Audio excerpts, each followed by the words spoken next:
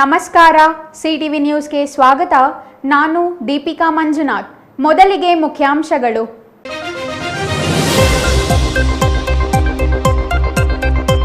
ಚಿಕ್ಕಬಳ್ಳಾಪುರ ಜಿಲ್ಲಾ ಕೇಂದ್ರದಲ್ಲಿಯೇ ರಸ್ತೆಗಳಿಲ್ಲದೆ ನಿತ್ಯ ನರಕ ಅನುಭವಿಸುತ್ತಿರುವ ವಾಹನ ಸವಾರರು.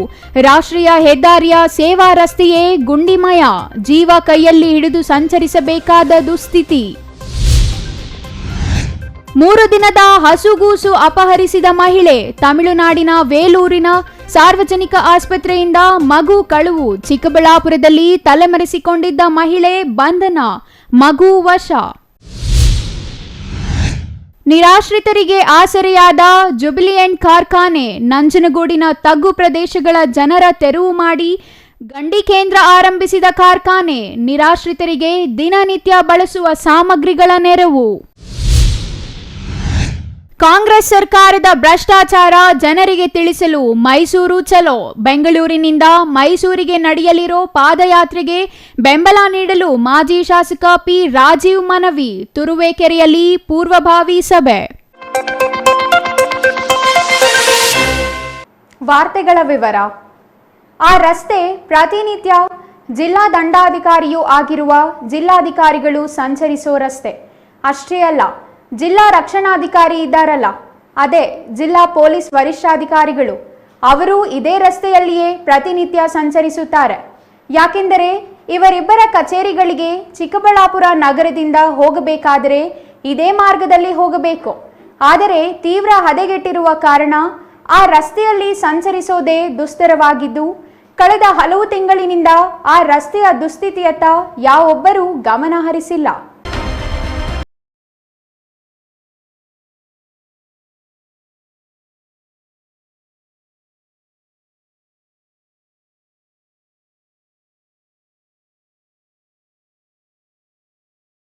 ಹೌದು, ಆಳುವ ಸರ್ಕಾರಗಳು ಜನರಿಗೆ ಮೂಲ ಸೌಕರ್ಯ ಒದಗಿಸಬೇಕು. ಆದರೆ ಪ್ರಸ್ತುತ ಅಂತಹ ಪದದ ಅರ್ಥ ಕಳೆದುಕೊಂಡಂತಾಗಿದೆ ಎಂಬುದಕ್ಕೆ ಈ ರಸ್ತೆಯೇ ಉತ್ತಮ ನಿದರ್ಶನ. ಯಾಕೆ ಅಂತೀರಾ? ಜಿಲ್ಲಾಧಿಕಾರಿಗಳು, ಜಿಲ್ಲಾ ಪೊಲೀಸ್ ವರಿಷ್ಠಾಧಿಕಾರಿಗಳು ದಿನಕ್ಕೆ 4 ಬಾರಿ ಇದೇ ರಸ್ತೆಯಲ್ಲಿ ಸಂಚಾರ ಮಾಡುತ್ತಿದ್ದರೂ ರಸ್ತೆ ದುರಸ್ತಿ ಮಾಡಬೇಕು ಎಂಬ ಆಲೋಚನೆಯೇ ಬಂದಿಲ್ಲ. ಒಂದು ವೇಳೆ ಅಧಿಕಾರಿಗಳಿಗೆ ಅಂತಹ ಆಲೋಚನೆ ಬಂದರೂ ಅದಕ್ಕೆ ಅಗತ್ಯವಿರುವ ಅನುದಾನ ತರಬೇಕಾದ ಜನಪ್ರತಿನಿಧಿಗಳು ಮಾತ್ರ ನಾಪತ್ತೆಯಾಗಿದ್ದಾರೆ. ಚಿಕ್ಕಬಳ್ಳಾಪುರದ ವಾಪಸಂದ್ರದಲ್ಲಿ ಹೆದ್ದಾರಿ ಅಂಡರ್ಪಾಸ್ ಇದೆಯಲ್ಲ, ಅದೇ ಮಂಚನಬೆಲೆಗೆ ಹೋಗುವ ಮಾರ್ಗ. ಅಲ್ಲಿಂದ ಜಿಲ್ಲಾಧಿಕಾರಿ ಕಚೇರಿಗೆ ಸಂಪರ್ಕ ಕಲ್ಪಿಸುವ ರಸ್ತೆಯವರೆಗೂ ಇರುವ ಸೇವಾ ರಸ್ತೆಯ ದುಸ್ಥಿತಿ ಇದು. ಈ ಸೇವಾ ರಸ್ತೆ ಹದಗೆಟ್ಟು ಹಲವು ತಿಂಗಳುಗಳೇ ಕಳೆದಿದೆ. ಮಾಳುದ್ದ ಗುಂಡಿಗಳು ಬಿದ್ದು ವಾಹನಗಳು ಸಂಚರಿಸಲು ತೀವ್ರ ಸಂಕಷ್ಟ ಎದುರಾಗಿದೆ. ಬೈಕು, ಕಾರು ಎಂಬ ಭೇದವಿಲ್ಲದೆ ಯಾವುದೇ ವಾಹನ ಸಂಚರಿಸಲು ಯೋಗ್ಯವಲ್ಲದ ಸ್ಥಿತಿಗೆ ಈ ಸೇವಾ ರಸ್ತೆ ತಲುಪಿದ್ದು, ಇದರ ದುಸ್ಥಿತಿ ಯಾವಾಗ ಎಂಬ ಪ್ರಶ್ನೆಗೆ ಉತ್ತರಿಸುವವರೇ ಇಲ್ಲವಾಗಿದ್ದಾರೆ.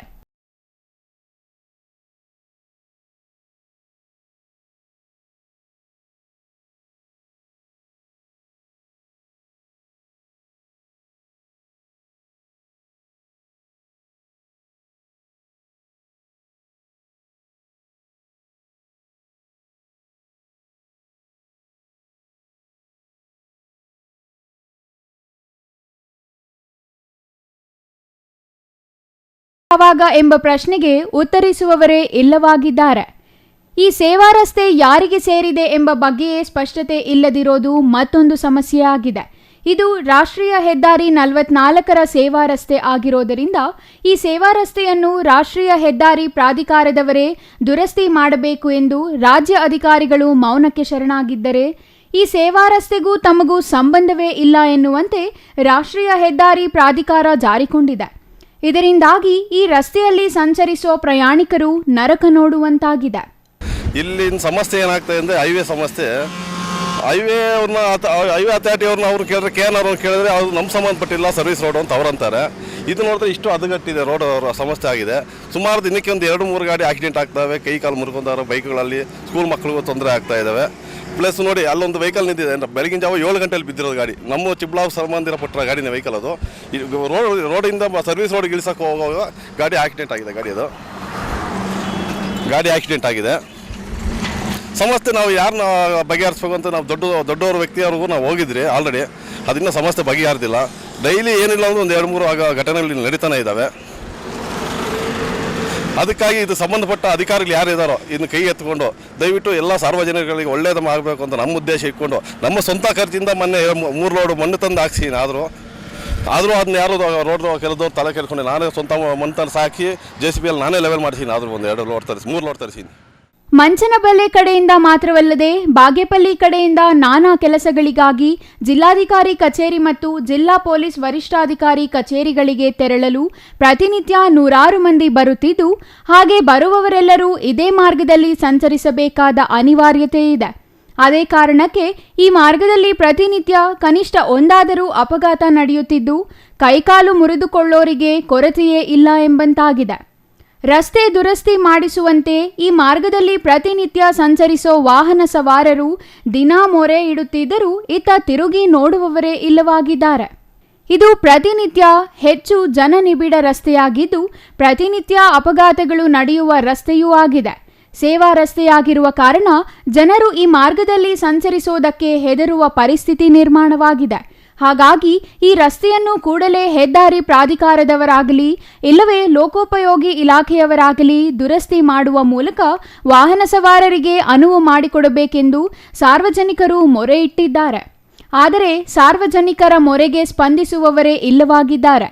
ಯಾಕೆಂದರೆ ಈ ರಸ್ತೆ ಹೆದ್ದಾರಿ ಪ್ರಾಧಿಕಾರಕ್ಕೆ ಸೇರಿದೆಯೇ ಇಲ್ಲವೇ ಲೋಕೋಪಯೋಗಿ ಇಲಾಖೆಗೆ ಸೇರಿದೆಯೇ ಎಂಬ ಸ್ಪಷ್ಟನೆ ಇಲ್ಲದ ಕಾರಣ ರಸ್ತೆ ದುರಸ್ತಿಗೆ ಯಾರೂ ಮುಂದಾಗಿಲ್ಲ ಎಂಬ ಆರೋಪಗಳಿವೆ. ಅಲ್ಲದೆ ಹೆದ್ದಾರಿ ಪ್ರಾಧಿಕಾರ ಎಂಬುದು ನಾಪತ್ತೆಯಾಗಿದ್ದು, ಹೆದ್ದಾರಿಯಲ್ಲಿ ಸಂಚರಿಸುವ ವಾಹನ ಸವಾರರಿಗೆ ನೀಡಬೇಕಾದ ಕನಿಷ್ಠ ಮೂಲ ಸೌಲಭ್ಯಗಳನ್ನು ನೀಡದೆ ವಂಚಿಸುತ್ತಿದೆ ಎಂದು ವಾಹನ ಸವಾರರು ಆಕ್ರೋಶ ಹೊರಹಾಕಿದ್ದಾರೆ. ಪ್ರತಿನಿತ್ಯ ನಾವು ಈ ಹೈವೇದಲ್ಲಿ ಓಡಾಡ್ತಾ ಇರ್ತೀವಿ ಸರ್ವಿಸ್ ರೋಡಲ್ಲಿ.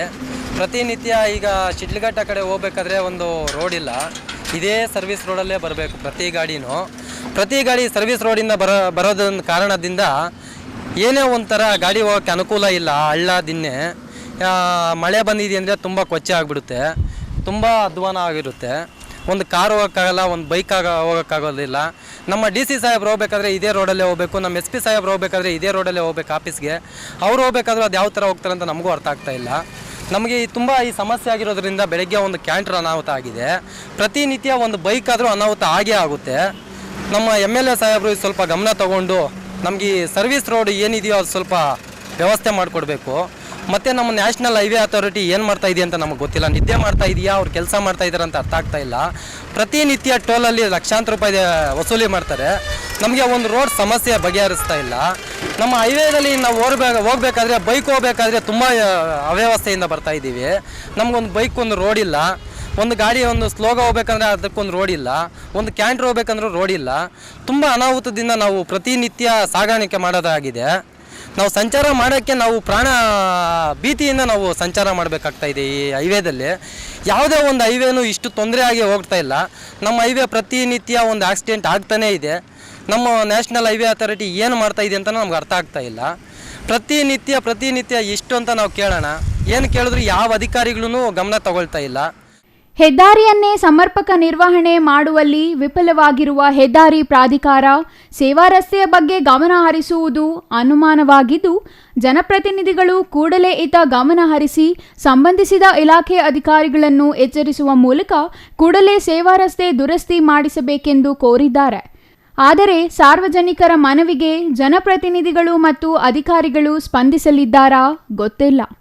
Praveen, CTV news, Chikkaballapur. ತಮಿಳುನಾಡಿನ ಆಸ್ಪತ್ರೆಯೊಂದರಲ್ಲಿ ಅಪಹರಣಕ್ಕೊಳಗಾಗಿದ್ದ 3 ದಿನದ ಹಸುಗೂಸನ್ನು ರಕ್ಷಣೆ ಮಾಡಿ ಪೋಷಕರಿಗೆ ಮುಟ್ಟಿಸುವಲ್ಲಿ ತಮಿಳುನಾಡು ಪೊಲೀಸರು ಯಶಸ್ವಿಯಾಗಿದ್ದಾರೆ.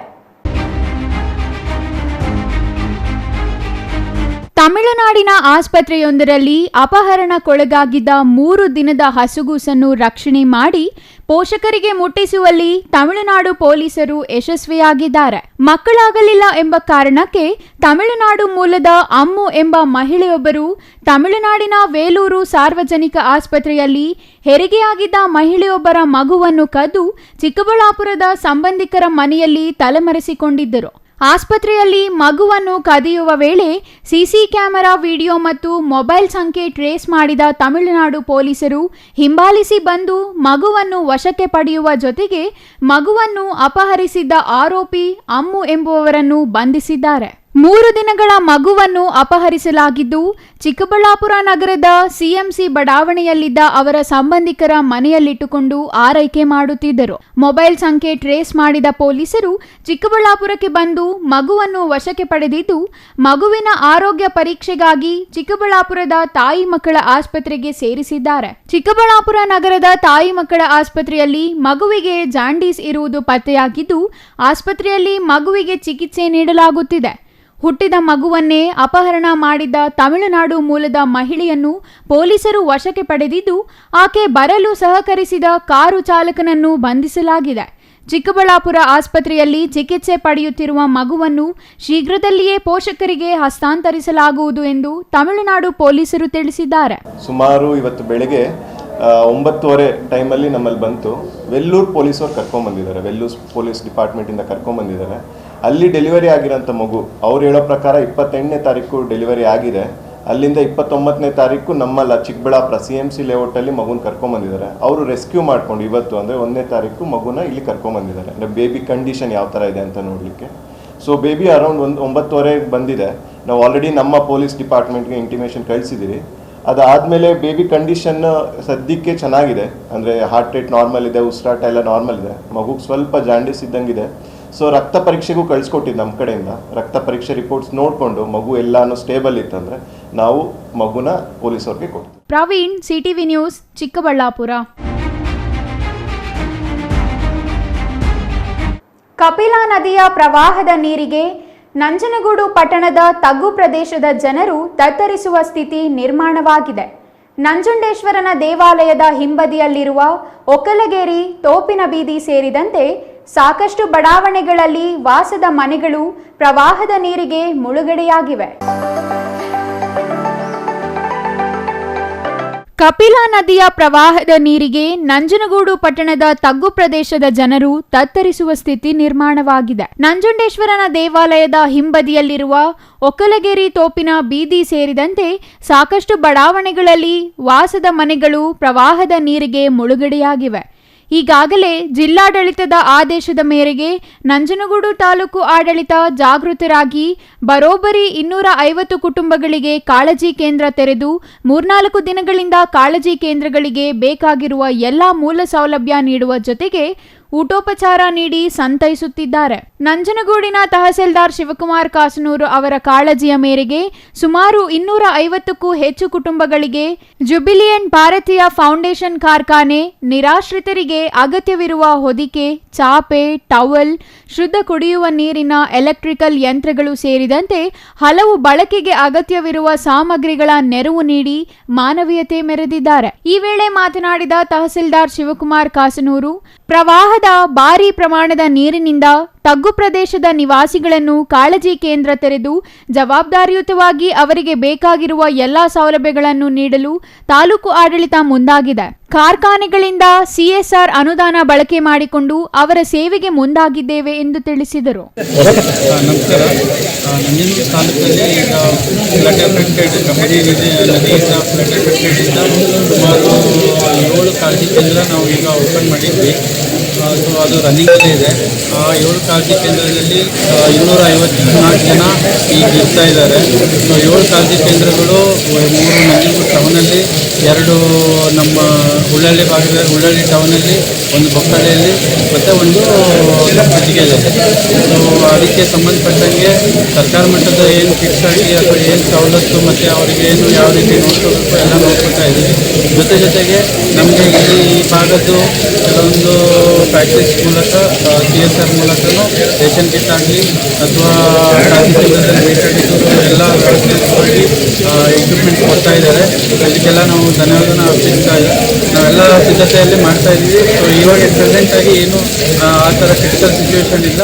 ಸೊ ಎಲ್ಲ ಕಂಟ್ರೋಲಲ್ಲಿದೆ. ಜುಬಿಲಿಯಂಟ್ ಕಾರ್ಖಾನೆ 3-4 ವರ್ಷಗಳಿಂದ ಪ್ರವಾಹ ಮತ್ತು ಇನ್ನಿತರ ಸಂಕಷ್ಟಗಳ ಸಂದರ್ಭದಲ್ಲಿ ನೊಂದವರ ನೆರವಿಗೆ ಮುಂದಾಗಿದೆ.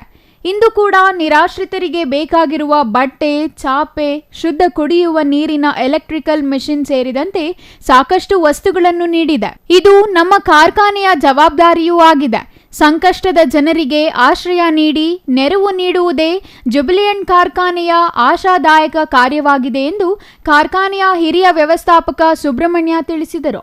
ನಾವು ಜುಬಿಲಿಯಂಟ್ ಫಾರ್ಮಾ ಲಿಮಿಟೆಡ್ ಇಂದ ನಾವು ಜುಬಿಲಿಯಂಟ್ ನಂಜನಗೂಡಲ್ಲಿ ಇರೋದ್ರಿಂದ ನಂಜನಗೂಡಲ್ಲಿ ಏನಾದರೂ ಸಮಸ್ಯೆ ಆದರೆ ಇದು ನಮ್ಮ ಮನೆಗೆ ಬಂದ ಸಮಸ್ಯೆ. ಅದಕ್ಕೆ ನಾವು ಯಾವಾಗಲೂ ಸಹಾಯ ಹಸ್ತವನ್ನು ಚಾಚ್ತಾನೆ ಬಂದಿದ್ವಿ. ಈ ಕಳೆದ 4 ವರ್ಷದ ಹಿಂದೆ ಕೂಡ ಇದೇ ಥರ ಒಂದು ನೆರವಳಿ ಆಯಿತು. ಆವಾಗಲೂ ಕೂಡ ನಾವು ನಮ್ಮ ಕೈಲಾದಷ್ಟು ಸಹಾಯವನ್ನು ಮಾಡಿದ್ವಿ. ಅದೇ ಥರ ಇವಾಗಲೂ ಕೂಡ ಲಾಸ್ಟ್ ಟೈಮು ರೇಷನ್ ಕಿಟ್ ಕೂಡ ಕೇಳಿದ್ರು. ಆವಾಗ ಎಲ್ಲರೂ ಕೊಟ್ಟಿರೋದ್ರಿಂದ ನಾವೀಗ ನಮಗೂ ಒಂದು ಅವಕಾಶ ಸಿಕ್ಕಿದ್ರೆ ಜನರ ಸೇವೆ ಮಾಡೋದಕ್ಕೆ, ನಿರಾಶ್ರಿತರಿಗೆ ಆಶ್ರಯವಾಗೋದಕ್ಕೆ ನಮಗೂ ಒಂದು ಸಹಾಯ ಆಗಿದೆ. ಹಾಗಾಗಿ ಇನ್ನು ಮುಂದಿನ ದಿನಗಳಲ್ಲೂ ಕೂಡ ಯಾವುದೇ ರೀತಿಯ ತೊಂದರೆ ಆದರೆ ನಾವು ಕೂಡ ಸಹಾಯವನ್ನು ಚಾಚ್ತಾ ಇದ್ದೀವಿ. Subrahmanya, director H. ನಂಜನಗೂಡು ಪಟ್ಟಣ ಸೇರಿದಂತೆ ಗ್ರಾಮೀಣ ಪ್ರದೇಶಗಳಿಗೂ ತೆರಳಿ ಕಾಳಜಿ ಕೇಂದ್ರಗಳನ್ನು ತೆರೆದು ಕಂದಾಯ ಮತ್ತು ಪಂಚಾಯತ್ ರಾಜ್ ಇಲಾಖೆ ಅಧಿಕಾರಿಗಳು ನಿರಾಶ್ರಿತರ ಸೇವೆಯಲ್ಲಿ ತಲ್ಲೀನರಾಗಿದ್ದಾರೆ. ಸಂಕಷ್ಟದ ಸಂದರ್ಭದಲ್ಲಿ ನಿರಾಶ್ರಿತರ ಬೆನ್ನಿಗೆ ನಿಂತು ಅವರಿಗೆ ಬೇಕಾಗಿರುವ ಸೌಲಭ್ಯಗಳನ್ನು ಕಲ್ಪಿಸಿ ಕಣ್ಗಾವಲಾಗಿ ನಿಂತಿರುವ ತಹಸೀಲ್ದಾರ್ ಶಿವಕುಮಾರ್ ಸಿಬ್ಬಂದಿ ಕಾರ್ಯವೈಖರಿಗೆ ನಂಜನಗೂಡಿನ ಜನತೆ ಅಭಿನಂದನೆ ತಿಳಿಸಿದ್ದಾರೆ. Kumar, CTV news, Nanjangud. ಕಾಂಗ್ರೆಸ್ ನೇತೃತ್ವದ ರಾಜ್ಯ ಸರ್ಕಾರ ಎಲ್ಲಾ ಕ್ಷೇತ್ರಗಳಲ್ಲೂ ವಿಫಲವಾಗಿದ್ದು ಭ್ರಷ್ಟಾಚಾರದಲ್ಲಿ ಮುಳುಗಿದೆ ಎಂದು ಬಿಜೆಪಿ ರಾಜ್ಯ ಪ್ರಧಾನ ಕಾರ್ಯದರ್ಶಿ ಪಿ ರಾಜೀವ್ ಕಿಡಿಕಾರಿದರು. ಮುಖ್ಯಮಂತ್ರಿ ಸಿದ್ದರಾಮಯ್ಯ ನೇತೃತ್ವದ ಸರ್ಕಾರ ಗಾಢ ನಿದ್ದೆಯಲ್ಲಿದೆ. ನಿದ್ದೆಯಿಂದ ಎಬ್ಬಿಸಲು ಹೋರಾಟ ಮಾಡಲೇಬೇಕಾದ ಅನಿವಾರ್ಯತೆ ಎದುರಾಗಿದೆ ಎಂದರು. ಕಾಂಗ್ರೆಸ್ ನೇತೃತ್ವದಲ್ಲಿ ರಾಜ್ಯ ಸರ್ಕಾರ ಎಲ್ಲಾ ಕ್ಷೇತ್ರಗಳಲ್ಲೂ ವಿಫಲವಾಗಿದ್ದು ಭ್ರಷ್ಟಾಚಾರದಲ್ಲಿ ಮುಳುಗಿದೆ ಎಂದು ಬಿಜೆಪಿ ರಾಜ್ಯ ಪ್ರಧಾನ ಕಾರ್ಯದರ್ಶಿ ಪಿ ರಾಜೀವ್ ಕಿಡಿಕಾರಿದರು. ತುರುವೇಕೆರೆ ಮಾಜಿ ಶಾಸಕ ಮಸಾಲಾ ಜಯರಾಮ್ ತೋಟದ ಮನೆಯಲ್ಲಿ ನಡೆದ ಮೈಸೂರು ಚಲೋ ಪೂರ್ವ ಸಿದ್ಧತಾ ಸಭೆಯ ನಂತರ ಮಾತನಾಡಿ, ಶೋಷಿತ ಸಮುದಾಯಗಳಾಗಿರುವ ಎಸ್ಸಿ ಎಸ್ಟಿ ಸಮುದಾಯಗಳಿಗೆ ಮೀಸಲಿಟ್ಟ 25,000 ಕೋಟಿ ದುರ್ಬಳಕೆ ಮಾಡಿಕೊಂಡಿದ್ದು ವಾಲ್ಮೀಕಿ ಅಭಿವೃದ್ಧಿ ನಿಗಮದ 187 ಕೋಟಿ ಕೊಳ್ಳೆ ಹಿಡಿದಿದ್ದಾರೆ ಎಂದು ಆರೋಪಿಸಿದರು. ಚುನಾವಣೆ ವೇಳೆ ಈ ಹಣವನ್ನು ಅಕ್ರಮವಾಗಿ ಬಳಸಿಕೊಂಡಿದ್ದಾರೆ. ರಾಜ್ಯದಲ್ಲಿ ಪ್ರಸ್ತುತ ಅತಿವೃಷ್ಟಿ ಮತ್ತು ಅನಾವೃಷ್ಟಿ ಇದೆ. ಸರ್ಕಾರ ಸಂತ್ರಸ್ತರ ನೆರವಿಗೆ ಬಾರದೆ ನಿರ್ಲಕ್ಷ್ಯ ತೋರಿದೆ. ಇಂತಹ ಲಜ್ಜೆಗೆಟ್ಟ ಸರ್ಕಾರವನ್ನು ಸ್ವಾತಂತ್ರ್ಯ ಬಂದಾಗನಿಂದಲೂ ನೋಡೇ ಇಲ್ಲ ಎಂದು ಲೇವಡಿ ಮಾಡಿದರು. ರಾಜ್ಯದಲ್ಲಿ 1,700ಕ್ಕೂ ಹೆಚ್ಚು ರೈತರು ಆತ್ಮಹತ್ಯೆ ಮಾಡಿಕೊಂಡಿದ್ದಾರೆ. ಆದರೆ ರಾಜ್ಯ ಸರ್ಕಾರ ಅವರ ನೆರವಿಗೆ ಧಾವಿಸಲಿಲ್ಲ ಎಂದು ಅಸಮಾಧಾನ ಹೊರಹಾಕಿದರು. ಕಾರ್ಮಿಕ ವರ್ಗಕ್ಕೆ ಮೀಸಲಿಟ್ಟ ಕಟ್ಟಡ ಕಾರ್ಮಿಕರ ಕಲ್ಯಾಣ ನಿಧಿಯನ್ನು ದುರ್ಬಳಕೆ ಮಾಡಿಕೊಂಡಿದ್ದಾರೆ. ಇಂತಹ ವಿಚಾರ ಮುಂದಿಟ್ಟುಕೊಂಡು ಜನರಿಗೆ ಇವರ ಹಗರಣಗಳನ್ನು ಮನದಟ್ಟು ಮಾಡಲು ಪಾದಯಾತ್ರೆಯನ್ನು ಬೆಂಗಳೂರಿನಿಂದ ಮೈಸೂರಿಗೆ ಹಮ್ಮಿಕೊಳ್ಳಲಾಗಿರುವುದು ಎಂದು ಹೇಳಿದರು. ಪಾದಯಾತ್ರೆಯಲ್ಲಿ ತುರುವೇಕೆರೆ ಕ್ಷೇತ್ರದಿಂದ 2,000 ಜನರನ್ನು ಸೇರಿಸುವ ನಿರೀಕ್ಷೆ ಇದೆ. ಇದರ ಪೂರ್ಣ ಜವಾಬ್ದಾರಿಯನ್ನು ಮಾಜಿ ಶಾಸಕ ಮಸಾಲಾ ಜಯರಾಮ್ ವಹಿಸಲಿದ್ದಾರೆ ಎಂದರು. ಪ್ರತಿ ವಿಧಾನಸಭಾ ಕ್ಷೇತ್ರಕ್ಕೆ 1 ದಿನ ನಿಗದಿಪಡಿಸಲಾಗಿದ್ದು ಆಯಾ ಕ್ಷೇತ್ರದ ಜನ ಭಾಗವಹಿಸುವಂತೆ ಮನವಿ ಮಾಡಿದ ಅವರು ಸುಮಾರು 135 ಕಿಲೋಮೀಟರ್ ಪಾದಯಾತ್ರೆ ಸಾಗಲಿದ್ದು ರಾಜ್ಯ ಕಾಂಗ್ರೆಸ್ ಸರ್ಕಾರ ನಡೆಸುವ ಹಗರಣಗಳು ಹಾಗೂ ಎಸ್ಸಿ ಎಸ್ಟಿ ನಿಯಮಗಳ ಹಣ ದುರ್ಬಳಕೆ ಮಾಡಿಕೊಂಡಿರುವ ವಿಚಾರಗಳನ್ನು ಜನರಿಗೆ ತಲುಪಿಸುವ ಕೆಲಸ ಮಾಡುವುದು ಗುರಿಯಾಗಿದೆ ಎಂದರು. 100 ಜನ ಸುಮಾರು 135 ಕಿಲೋಮೀಟರ್ಗಳ ಪಾದಯಾತ್ರೆಯಲ್ಲಿ ಭಾಗವಹಿಸೋದಿದ್ದಾರೆ.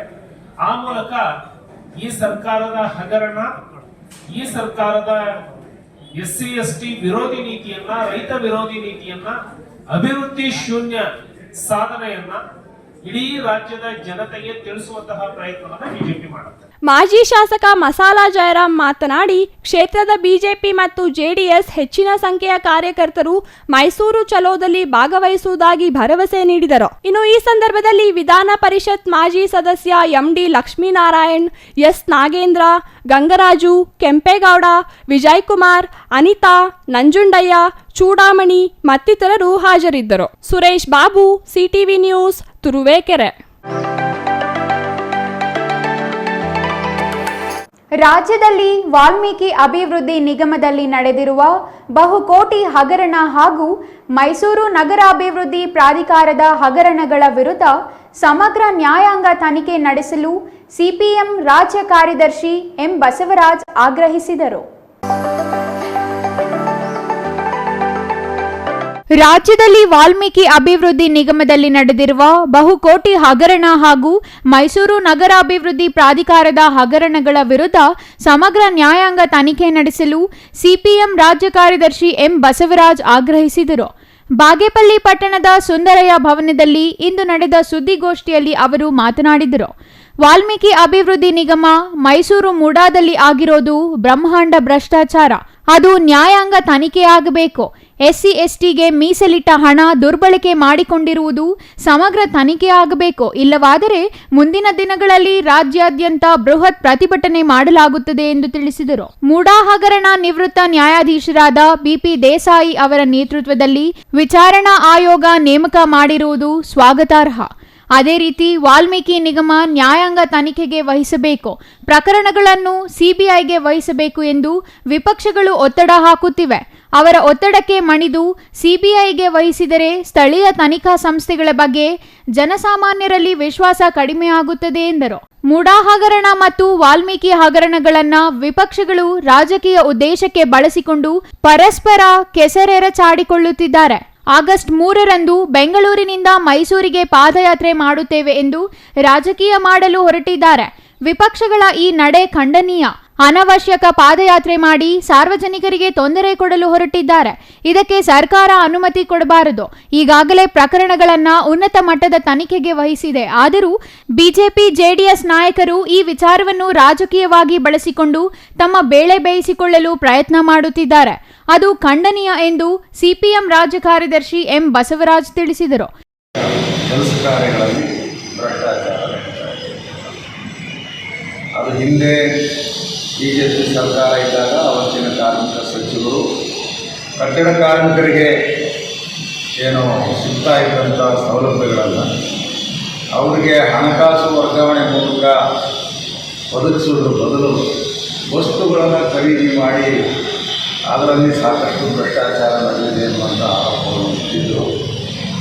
ಈಗ ಕೂಡ ಮತ್ತು ಈ ಸರ್ಕಾರ ಅದೇ ಮಾದರಿಯಲ್ಲಿ ಕಟ್ಟಡ ಕಾರ್ಮಿಕರ ಮಕ್ಕಳಿಗೆ ಅವರ ಕಲ್ಯಾಣ ಕಾರ್ಯಕ್ರಮಕ್ಕೆ ನೇರ ವರ್ಗಾವಣೆ ಮಾಡುವುದು ಅವರು ಕೂಡ ವಸ್ತುಗಳನ್ನು ಖರೀದಿ ಮಾಡೋದ್ರ ಮೂಲಕ ನೂರಾರು ಕೋಟಿ ರೂಪಾಯಿಗಳನ್ನು ಬಳಸ್ತಾ ಇದ್ದಾರೆ ಎಂದು ಸ್ಪಷ್ಟ ಗೊತ್ತಾಗ್ತಾ ಇದೆ. ಇದರಿಂದ ಇವತ್ತು ರಾಜ್ಯದ 45 ಲಕ್ಷ ಕಟ್ಟಡ ಕಾರ್ಮಿಕರಲ್ಲಿ ಒಂದು ಭಯ ಮತ್ತು ಆತಂಕ ಉಂಟಾಗಿದೆ.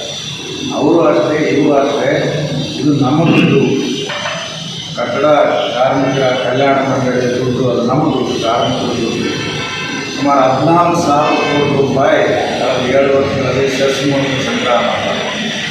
ಆದ್ದರಿಂದ ಅಲ್ಲಿ ದುಂದು ವೆಚ್ಚ ನಡೀತಾ ಇದೆ, ಅಲ್ಲಿ ಭ್ರಷ್ಟಾಚಾರ ನಡೀತಾ ಇದೆ ಅಂತೇಳಿ ಕಾರ್ಮಿಕರು ಹೋರಾಟ ಇಟ್ಟಿದ್ದಾರೆ. ಅದರಿಂದ ಈ ಹಗರಣ ಕೂಡ ಇಂದಿನ ಸರ್ಕಾರದಿಂದ ಇಲ್ಲಿಯವರೆಗೆ ಈ ಹಗರಣ ಕೂಡ ನ್ಯಾಯಾಂಗ ತನಿಖೆಗೆ ಒಳಪಡಿಸಬೇಕು ಅಂತೇಳಿ ನಾವು ಮುಖ್ಯಮಂತ್ರಿಗಳನ್ನು ಆಗ್ರಹ ಮಾಡ್ತಾ ಇದ್ದೀವಿ.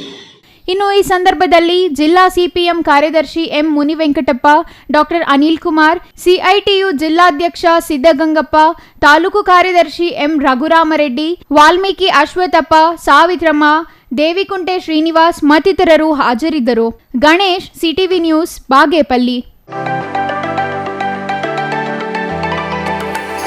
ಇದೀಗ ಚಿಕ್ಕದೊಂದು ವಿರಾಮ. ವಿರಾಮದ ನಂತರ ಸಿಟಿವಿ ನ್ಯೂಸ್ ಮುಂದುವರಿಯಲಿದೆ.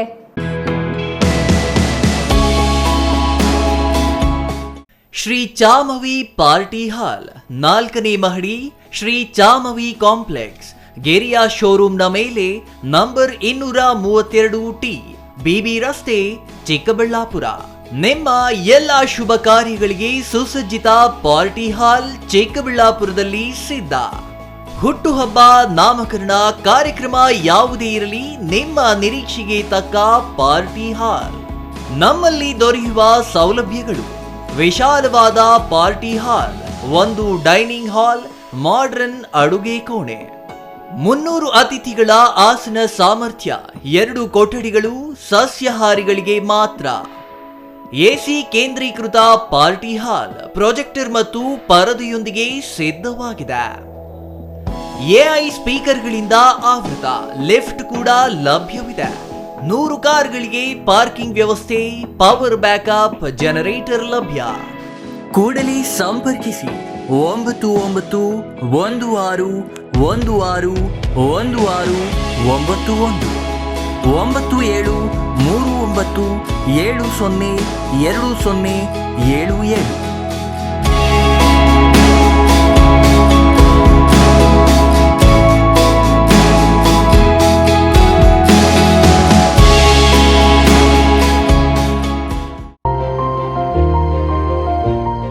Jain mission hospital, Jain mission ಟ್ರಸ್ಟ್ನ ಲಾಭರಹಿತ ಉಪಕ್ರಮ, ಬಿಬಿ ರಸ್ತೆ, ಚಿಕ್ಕಬಳ್ಳಾಪುರ. ಇನ್ನು ಮುಂದೆ ಹೆಚ್ಚಿನ ಚಿಕಿತ್ಸೆಗಾಗಿ ಬೆಂಗಳೂರಿಗೆ ಹೋಗಬೇಕು ಎಂಬ ಚಿಂತೆ ಬೇಡ. ಚಿಕ್ಕಬಳ್ಳಾಪುರದ ಮೊಟ್ಟ ಮೊದಲ ಅತ್ಯಾಧುನಿಕ ತಂತ್ರಜ್ಞಾನ, ಗುಣಮಟ್ಟದ ವೈದ್ಯಕೀಯವನ್ನು ಒಳಗೊಂಡ ಏಕೈಕ ಆಸ್ಪತ್ರೆ ಜೈನ್ ಮಿಷನ್ ಹಾಸ್ಪಿಟಲ್. ದಿನದ 24 ಗಂಟೆಗಳು ನೆಬುಲೈಸೇಷನ್, ಹೆರಿಗೆ, ಐಸಿಯು, ಟ್ರಾಮ್ ಸೆಂಟರ್, ಆಂಬ್ಯುಲೆನ್ಸ್ ಸೇವೆಗಳು ಲಭ್ಯವಿದೆ. ಜೈನ್ ಮಿಷನ್ ಆಸ್ಪತ್ರೆಯು 4 ಅಂತಸ್ತಿನ ಕಟ್ಟಡವನ್ನು ಒಳಗೊಂಡಿದ್ದು 100 ಹಾಸಿಗೆಗಳುಳ್ಳ ಸುಸಜ್ಜಿತವಾದ ಆಸ್ಪತ್ರೆಯಾಗಿದೆ. ಅಲ್ಲದೆ ಸುಧಾರಿತ ಲ್ಯಾಬ್ ಸೌಲಭ್ಯಗಳು, ಎಕ್ಸ್ರೇ, ಓಟಿ ಕಾಂಪ್ಲೆಕ್ಸ್, ಲ್ಯಾಬ್ ಸೇವೆಗಳು, ಒಳಗಿನ ರೋಗಿಗಳು, ಸಾಮಾನ್ಯ ಸೇವೆಗಳು ಲಭ್ಯವಿದೆ. 24 ಗಂಟೆಗಳ ತುರ್ತು ಸೇವೆಗಳು, ಐಸಿಯು, ಎನ್ಐಸಿಯು, ಅಪಘಾತ ಮತ್ತು ತುರ್ತು ಚಿಕಿತ್ಸೆ, ಫಾರ್ಮಸಿ, ಆಂಬ್ಯುಲೆನ್ಸ್. ವಿರಾಮದ ನಂತರ ಮತ್ತೆ ಸಿಟಿವಿ ನ್ಯೂಸ್ಗೆ ಸ್ವಾಗತ. ನಂಜನಗೂಡು ತಾಲೂಕಿನ ಹಳದಕೇರಿ ಮಾರ್ಗವಾಗಿ ದೇವರಸನಹಳ್ಳಿ, ಹೊಸೂರು, ಉಪ್ಪಿನಹಳ್ಳಿ ಮಾರ್ಗದ ರಸ್ತೆ ಸರಿಪಡಿಸುವಂತೆ ಗ್ರಾಮಸ್ಥರಿಂದ ಇಂದು ಪ್ರತಿಭಟನೆ ನಡೆಸಲಾಯಿತು. ರಸ್ತೆ ಸರಿಪಡಿಸುವಂತೆ ಒತ್ತಾಯಿಸಿ ಶ್ರೀಕಂಠೇಶ್ವರ ದೇವಸ್ಥಾನದಿಂದ ರಾಷ್ಟ್ರಪತಿ ರಸ್ತೆಯ ಮೂಲಕ ಲೋಕೋಪಯೋಗಿ ಇಲಾಖೆ ಕಚೇರಿವರೆಗೆ ಪಾದಯಾತ್ರೆ ಮಾಡಲಾಯಿತು.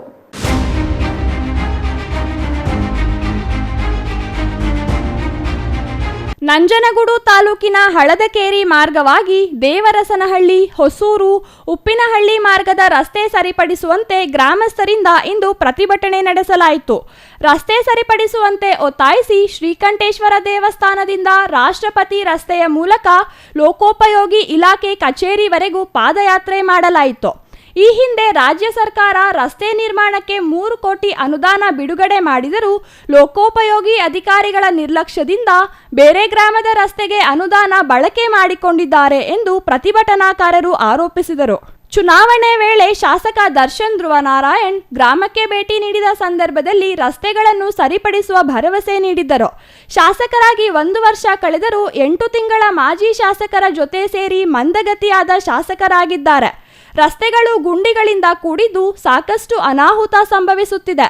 ಜನರು ಸಂಕಷ್ಟದಲ್ಲೇ ರಸ್ತೆಯಲ್ಲಿ ಓಡಾಡುವ ವಾತಾವರಣ ನಿರ್ಮಾಣವಾಗಿದೆ ಎಂದು ಆರೋಪಿಸಿದರು. ರಾಜ್ಯ ಸರ್ಕಾರ 5 ಗ್ಯಾರಂಟಿಗಳಿಗೆ ಹಣ ಬಿಡುಗಡೆ ಮಾಡುತ್ತಿದೆ.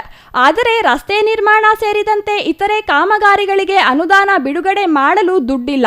ಶಾಸಕ ದರ್ಶನ್ ಧ್ರುವನಾರಾಯಣ್ ನಂಜನಗೂಡಿನ ಅಭಿವೃದ್ಧಿ ಮಾಡುವ ನಿಟ್ಟಿನಲ್ಲಿ ಕಾರ್ಯಪ್ರವೃತ್ತರಾಗಬೇಕು. ಹಳ್ಳಿಗಳ ರಸ್ತೆಗಳನ್ನು ಅಭಿವೃದ್ಧಿ ಮಾಡಬೇಕು. ಸರ್ಕಾರದಲ್ಲಿ ರಸ್ತೆ ಸರಿಪಡಿಸಲು ದುಡ್ಡಿಲ್ಲ ಎಂದರೆ ಹಣ ದೇಣಿಗೆ ಮೂಲಕ ಸಂಗ್ರಹಿಸಿ ಕಳುಹಿಸುವುದಾಗಿ ಪ್ರತಿಭಟನಾಕಾರರು ಹೇಳಿದರು. ಇನ್ನಾದರೂ ಶಾಸಕ ದರ್ಶನ್ ಧ್ರುವನಾರಾಯಣ್ 8 ತಿಂಗಳ ಮಾಜಿ ಶಾಸಕರ ಸಹವಾಸದಿಂದ ಹೊರಬರುವಂತೆ ಪ್ರತಿಭಟನಾಕಾರರು ಆಗ್ರಹಿಸಿದರು. ರಸ್ತೆ ತೀರಾ ಹದಗೆಟ್ಟಿರುವ ದೃಷ್ಟಿಯಿಂದ ಹಳ್ಳದಕೇರಿ ಮಾರ್ಗವಾಗಿ RP ರಸ್ತೆ ಮುಖಾಂತರ PW ಇಲಾಖೆಯಲ್ಲಿ ಬಂದು ನಾವೆಲ್ಲರೂ ಗ್ರಾಮಸ್ಥರುಗಳ ಸೇರಿ ಈ ದಿವಸ ಒಂದು ಪ್ರತಿಭಟನೆಯನ್ನು ಹಮ್ಮಿಕೊಂಡಿದ್ದೀವಿ. ಈ ಪ್ರತಿಭಟನೆ ಯಾಕೆ ಮಾಡ್ತಾ ಇದೀವಿ ಅಂತ ಹೇಳಿದ್ರೆ, ಕಳೆದ 20 ವರ್ಷಗಳಿಂದ ಸಹ ದೇವರಸನಹಳ್ಳಿ, ಉಪ್ಪಿನಹಳ್ಳಿ ಹಾಗೂ ಹೊಸೂರು, ಸಿಂಗಾರಿಪುರ, ಮಾಡಹಳ್ಳಿ ಗ್ರಾಮಗಳಿಗೆ ಡಾಂಬರೀಕರಣ ರಸ್ತೆ ಆಗದೇ ಇರೋ ದೃಷ್ಟಿಯಿಂದ ಸಾಕಷ್ಟು ಅನಾಹುತಗಳು ಸಂಭವಿಸಿವೆ. ಜನರು ಬಹಳ ಸಂಕಷ್ಟದಿಂದ ಓಡಾಡುವಂಥ ವಾತಾವರಣ ಸೃಷ್ಟಿಯಾಗಿದೆ. ಆ ರಸ್ತೆಯಲ್ಲಿ ಆಟೋಗಳು, 3 ಚಕ್ರ ಪ್ಯಾಸೆಂಜರ್ ಆಟೋಗಳು ಸಾಕಷ್ಟು ಓಡಾಡ್ತವೆ. ಅವಕ್ಕೆ ಸಾಕಷ್ಟು ಅನಾಹುತಗಳು ಸಂಭವಿಸಿದೆ, ಪ್ರಾಣಾಪಾಯಗಳು ಕೂಡ ಸಂಭವಿಸಿವೆ. ಹಾಗಾಗಿ ಸರ್ಕಾರ ಎಚ್ಚೆತ್ತಬೇಕು. ಮೂಲಭೂತ ಸೌಕರ್ಯಗಳಾದಂತಹ ನೀರು, ಕುಡಿಯುವ ನೀರು, ಮನೆ, ಚರಂಡಿ ವ್ಯವಸ್ಥೆ ಹಾಗೂ ರಸ್ತೆಯನ್ನು, ಸಾರಿಗೆಯನ್ನು ಕಲ್ಪಿಸ್ಕೊಡ್ಬೇಕಾದ್ದು ಸರ್ಕಾರದ ಕರ್ತವ್ಯ. ಆದರೆ ಸರ್ಕಾರ ಇದ್ರ ಬಗ್ಗೆ ನಿರ್ಲಕ್ಷ್ಯ ವಹಿಸಿರೋದಂತೂ ಭಾಳ ದೊಡ್ಡ ದುರಂತ. ಹಾಗಾಗಿ ನಾವು ಈ ದಿವಸ ದೇಣಿಗೆ ಪೆಟ್ಟಿಗೆ, ರಸ್ತೆ ಕಾಮಗಾರಿಗೆ ದೇಣಿಗೆ ಪೆಟ್ಟಿಗೆ ಅಂತಕ್ಕಂಥ ಒಂದು ಪೆಟ್ಟಿಗೆಯನ್ನು ತಯಾರು ಮಾಡಿ 4-5 ದಿವಸ ಇಲ್ಲೇ ಕೂರ್ತೀವಿ ನಾವು. ಈ ಒಂದು ದೇಣಿಗೆ ಪೆಟ್ಟಿಗೆಗೆ ಸಾರ್ವಜನಿಕರ ಹಣವನ್ನು ಎಲ್ಲರೂ ಸಹ ಹಾಕಿ, ಸಾಕಷ್ಟು ಗುಂಡಿಗಳು ಇರೋದ್ರಿಂದ ಗುಂಡಿಗಳು ಮುಚ್ಚಿ ನಾವಾದರೂ ರಸ್ತೆನ ರಿಪೇರಿ ಮಾಡ್ಕೊತಾ ಇದ್ದೀವಿ. ಯಾಕೆಂದರೆ ಸರ್ಕಾರದಲ್ಲಿ ದುಡ್ಡಿಲ್ಲ. 5 ಗ್ಯಾರಂಟಿಗಳಿಗೆ ಹಣವನ್ನು ಬಿಡುಗಡೆ ಮಾಡಿ SC/ST ಹಣವನ್ನು ಖರ್ಚು ಮಾಡಿದ್ದಾರೆ. ಗ್ಯಾರಂಟಿ ಯೋಜನೆಗಳಿಗೆ ಇನ್ನಿತರ ದುಡ್ಡು ಸಹ, ಎಲ್ಲ ದುಡ್ಡುಗಳನ್ನು ಸಹ ಗ್ಯಾರಂಟಿ ಯೋಜನೆಗಳಿಗೆ ಹಾಕಿ ಬಿಜೆಪಿ ಸರ್ಕಾರದವರು ಕೊರೋನಾ ಟೈಮಲ್ಲಿ ಒಂದಷ್ಟು ದುಡ್ಡು ಮಾಡಿದ್ರು. ಈ ಯೋಜನೆಗಳ ಮುಖಾಂತರವಾಗಿ ಕಾಂಗ್ರೆಸ್ ಸರ್ಕಾರ ಒಂದಷ್ಟು ದುಡ್ಡು ಮಾಡ್ತಾ ಇದೆ. ಈ MLA ಒಂದ್ಸಲ ಗೆದ್ದ ನಂತರ 5 ವರ್ಷಕ್ಕೆ ಯಾವ ತರ ಗೆಲ್ಲಬೇಕು ಅನ್ನೋ ಪ್ಲಾನ್ ಹಾಕತಾನೆ ಹೊರತು ಯಾವುದೇ ತರ ಸಹ ಅಭಿವೃದ್ಧಿ ಕೆಲಸಗಳನ್ನ ಮಾಡೋದ್ರಲ್ಲಿ ಫೇಲ್ ಆಗಿದ್ದಾರೆ. ನಂತರ ಶಿರಸ್ತೆದಾರರಿಗೆ ಪ್ರತಿಭಟನಾಕಾರರು ಮನವಿ ಸಲ್ಲಿಸಿದರು. ಇನ್ನು ಈ ಸಂದರ್ಭದಲ್ಲಿ ದೇವರಸನಹಳ್ಳಿ ಪೈಲ್ವಾನ್ ದೇವರಾಜ್, ಗ್ರಾಮ ಪಂಚಾಯಿತಿ ಸದಸ್ಯ ಮಹದೇವ್, ವೆಂಕಟೇಶ್, ಗೋವರ್ಧನ್, ಮಂಜುನಾಥ್, ಉಪ್ಪಿನಹಳ್ಳಿ ಮಹದೇವಸ್ವಾಮಿ, ಮಾಡರಹಳ್ಳಿ ರವಿ, ಮಲ್ಲೇಶ್ ಮತ್ತಿತರರು ಹಾಜರಿದ್ದರು. Kumar, CTV news, Nanjangud.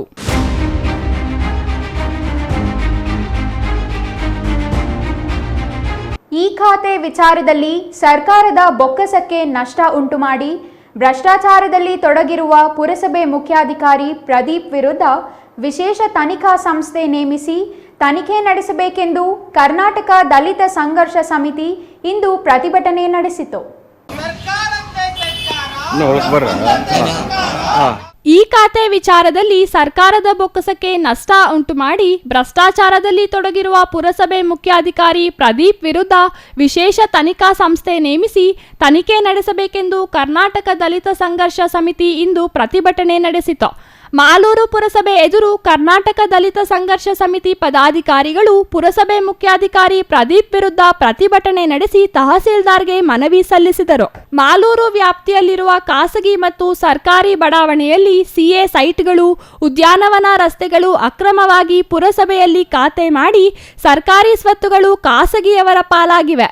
ಅಲ್ಲದೆ ಅರಳೇರಿ ರಸ್ತೆಯಲ್ಲಿ ರಾಜಕಾಲುವೆ, ಸರ್ಕಾರಿ ಓಣಿ ಒತ್ತುವರಿಯಾಗಿ ಬೃಹತ್ ಕಟ್ಟಡಗಳು ನಿರ್ಮಿಸುತ್ತಿದ್ದು ಪುರಸಭೆಯಲ್ಲಿ ಅನುಮತಿ ಪಡೆಯದೆ 7 ಅಂತಸ್ತಿನ ಮಹಡಿಗಳು ತಲೆ ಎತ್ತಿವೆ. ಪುರಸಭೆ ಮುಖ್ಯಾಧಿಕಾರಿ ಪ್ರದೀಪ್ ಅಕ್ರಮವೆಸಗಿ ಸರ್ಕಾರದ ಬೊಕ್ಕಸಕ್ಕೆ ನಷ್ಟ ಉಂಟು ಮಾಡಿ ಭ್ರಷ್ಟಾಚಾರದಲ್ಲಿ ತೊಡಗಿದ್ದಾರೆ ಎಂದು ಆಕ್ರೋಶ ಹೊರಹಾಕಿದರು. ಪಟ್ಟಣದಲ್ಲಿ ಸ್ವಚ್ಛತೆ ಮರೀಚಿಕೆಯಾಗಿದೆ. ಬೀದಿ ನಾಯಿಗಳ ಹಾವಳಿ ಹೆಚ್ಚಾಗಿದೆ. ಬೀದಿ ದೀಪಗಳು ಪಟ್ಟಣದಲ್ಲಿ ಕೆಟ್ಟು ವರ್ಷಗಳಾಗಿವೆ. ಪಟ್ಟಣದ ಜನತೆ ನರಕ ಯಾತನೆ ಅನುಭವಿಸುತ್ತಿದ್ದು ಇದರ ವಿರುದ್ಧ ವಿಶೇಷ ತನಿಖೆ ಸಂಸ್ಥೆ ನೇಮಿಸಿ ತನಿಖೆ ಮಾಡಬೇಕು. ಇಲ್ಲವಾದರೆ ಸ್ವಾತಂತ್ರ್ಯ ದಿನಾಚರಣೆ ದಿನ ಕಪ್ಪು ಬಟ್ಟೆ ಧರಿಸಿ ಸ್ವಾತಂತ್ರ್ಯ ದೊರಕಿಲ್ಲ ಎಂದು ಪ್ರತಿಭಟನೆ ನಡೆಸಲಾಗುವುದೆಂದು ಕರ್ನಾಟಕ ದಲಿತ ಸಂಘರ್ಷ ಸಮಿತಿ ತಾಲೂಕು ಸಂಚಾಲಕ SM ವೆಂಕಟೇಶ್ ಆಕ್ರೋಶ ವ್ಯಕ್ತಪಡಿಸಿದರು. 1 ಲಕ್ಷ 2 ಲಕ್ಷ ತಗೊಂಡು ಅಕ್ರಮವಾಗಿ ಈ ಖಾತೆಗಳನ್ನು ಮಾಡಿರ್ತಕ್ಕಂಥ ತುಂಬಾ ಇದಾವೆ ಸರ್. ನಮ್ಮಲ್ಲಿ ದಾಖಲೆ ಸಹಿತ ಇದೆ. ಅದೇ ಅಲ್ಲದೆ ನೆಹರು ಎಕ್ಸ್ಟೆನ್ಷನ್ ಅಲ್ಲಿ ಒಂದು ನಾವು ದೂರನ್ನು ಕೊಟ್ಟಿದ್ವಿ ಸರ್. ಈ ಬಿಲ್ಡಿಂಗ್ ಕಟ್ತಾ ಇದಾರೆ, ಅದಕ್ಕೆ ನೋಟಿಸ್ ಕೊಡಿ ಅಂತ. ಆ R1 ಕರೀರಿ ಸರ್, RIN ಕರೀರಿ ಸರ್. ಅವ್ರಿಗೆ ನೋಟಿಸ್ ಕೊಟ್ಟರು, ಅವ್ರು ಯಾವುದೇ ನೋಟಿಸ್ಗೆ ರಿಪ್ಲೈನೇ ಕೊಟ್ಟಿಲ್ಲ. ರಿಪ್ಲೈ ಕೊಡದೇ ಇದ್ದಾಗ ಇವ್ರು ಏನ್ ಮಾಡ್ಬೇಕಾಗಿತ್ತು, ಹೋಗಿ ಆ ಕಟ್ಟಡ ಕಾಮಗಾರಿಯನ್ನ ನಿಲ್ಲಿಸಬೇಕಾಗಿತ್ತು. ಇಲ್ಲ ಅಂದ್ರೆ ಅವ್ರ ಮೇಲೆ ಕಂಪ್ಲೇಂಟ್ ಕೊಡ್ಬೇಕಾಗಿತ್ತು ಸರ್ ಪೊಲೀಸ್ ಸ್ಟೇಷನ್ ಅಲ್ಲಿ. ಮಾಡ್ಲೇ ಇಲ್ಲ, ಸರ್ಕಾರಿ ಜಾಗದಲ್ಲಿ ಕಟ್ಟೇ ಬಿಟ್ಟು ಸರ್. ಈಗ ನೋಡಿದ್ರೆ ದಾಖಲೆಗಳಿದ್ದಾವೆ. ನಾವು ನೋಡಿದಾಗ ದಾಖಲೆಗಳಿರಲಿಲ್ಲ. ಹೋಂಡಾ ಕಂಪನಿ, ಹೋಂಡಾ ಸ್ಟೇಡಿಯಂ ಪಕ್ಕದಲ್ಲೇ ಸರ್, ಕೋಟ್ಯಾಂತರ ರೂಪಾಯಿ ಬೆಲೆ ಬಾಳ್ತಕ್ಕಂಥ ಸ್ವತ್ತು ಸರ್. ಅದು ಬೇರೆ ಯಾರ್ದು ಅಲ್ಲ, ಸರ್ಕಾರದ ಸರ್. ನಾವು ನೋಡಿದಾಗ ಸರ್ಕಾರಿ ಜಾಗ, ಈಗ ನೋಡಿದ್ರೆ ಸ್ಥಳೀಯ ಪುರಸಭೆಯಲ್ಲಿ ಖಾತೆಗಳು ಸಿಗುತ್ತೆ, ಎಲ್ಲ ದಾಖಲೆಗಳು ಸಿಗುತ್ತೆ ಅಂದ್ರೆ ಏನ್ ಸರ್ ಇದು ಮಾರಾಟಕ್ಕೆ ಇಟ್ಟಿದಾರ ಪುರಸಭೆ ಅನ್ನೋದು ಸರ್. ಇದರಲ್ಲಿ ಮೀಸಲಾತಿಯಲ್ಲಿ ತುಂಬಾ ತೊಂದರೆ ಇದೆ ಸರ್. ದಯವಿಟ್ಟು ಈ ಎಲ್ಲಾ ಸಮಸ್ಯೆಗಳನ್ನ ತಮ್ಮ ಗಮನಕ್ಕೆ ತರ್ತಾ ಇದೆ ಸರ್. ದಯವಿಟ್ಟು UGD ತುಂಬಾ ತೊಂದರೆ ಇದೆ. ಇದರಿಂದ ಸಾರ್ವಜನಿಕರಿಗೆ ಆರೋಗ್ಯದ ಮೇಲೆ ವ್ಯತಿರಿಕ್ತ ಪರಿಣಾಮ ಬೀರ್ತಾ ಇದೆ. ಅದೇ ಅಲ್ಲದೆ ಗರ್ಲ್ಸ್ ಕಾಲೇಜ್ ಹಿಂದೆ ಆಗ್ತಾರೆ ಸರ್, ಕಸ ಪಕ್ಕದಲ್ಲೇ ಕಿಟಕಿಗಳಿದಾವೆ. ಹೆಂಗ್ ಸರ್ ಅವ್ರು ವಿದ್ಯಾಭ್ಯಾಸ ಮಾಡ್ತಕ್ಕಂಥದ್ದು? ಅಲ್ಲಿ ನಮ್ಮ ಬೋವಿ ವಿದ್ಯಾರ್ಥಿ ನಿಲಯ ಇದೆ ಸರ್, ಅದ್ರ ಮುಂದೆನೇ ಆಗ್ತಾರೆ ಸರ್. ಈಗ ಬಸ್ ಸ್ಟ್ಯಾಂಡ್, ಹಾಸ್ಪಿಟಲ್ ಮುಂದೆನೇ ಆಗ್ತಾರೆ ಸರ್. ಅವ್ರು ತೆರವುಗೊಳಿಸೋದು ಎಷ್ಟೊತ್ತಾಗುತ್ತೆ? 11-12 ಗಂಟೆ ಆಗುತ್ತೆ ಸರ್. ಅದುವರೆಗೂ ಸಾರ್ವಜನಿಕರು ಹೆಂಗ್ ಸರ್ ಆ ಸ್ಮೆಲ್ಲಲ್ಲಿ ಓಡಾಡ್ತಕ್ಕಂಥದ್ದು? ಇಲ್ಲಿ ಇಂಜಿನಿಯರ್ ಏನ್ ಮಾಡ್ತೀವಿ ಸರ್? ಇಂಜಿನಿಯರ್ ಏನ್ ಮಾಡ್ತಿದ್ರು ಗೊತ್ತಿಲ್ಲ ಸರ್. UGD ಯಾರು ಸರ್, ಯಾರು ಜವಾಬ್ದಾರಿ ಸರ್? ಇಂಜಿನಿಯರ್ ಜವಾಬ್ದಾರಿ. ಬನ್ನಿ ಸರ್, ಇಂಜಿನಿಯರ್ ಎಲ್ಲಾನು ಹೋಗಿ ಸರ್, ಶ್ರೀನಿವಾಸ್ ಸರ್ ಎಷ್ಟು ಜಾಗದಲ್ಲಿ ಕಿತ್ತೋಗ್ತಾ ಇದೆ ಸರ್. ಮೇನ್ ರೋಡಲ್ಲೇ ಕಿತ್ತೋಗುತ್ತೆ ಇಲ್ವಾ ಸರ್? UGD ಕಿತ್ತೋಗುತ್ತೆ, ಹೆಂಗ್ sir ಓಡಾಡಕ್ಕಾಗುತ್ತೆ?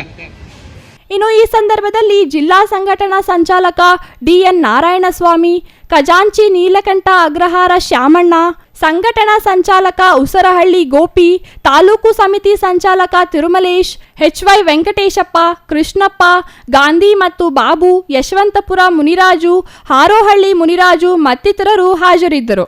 MP Prakash, CTV news, Malur.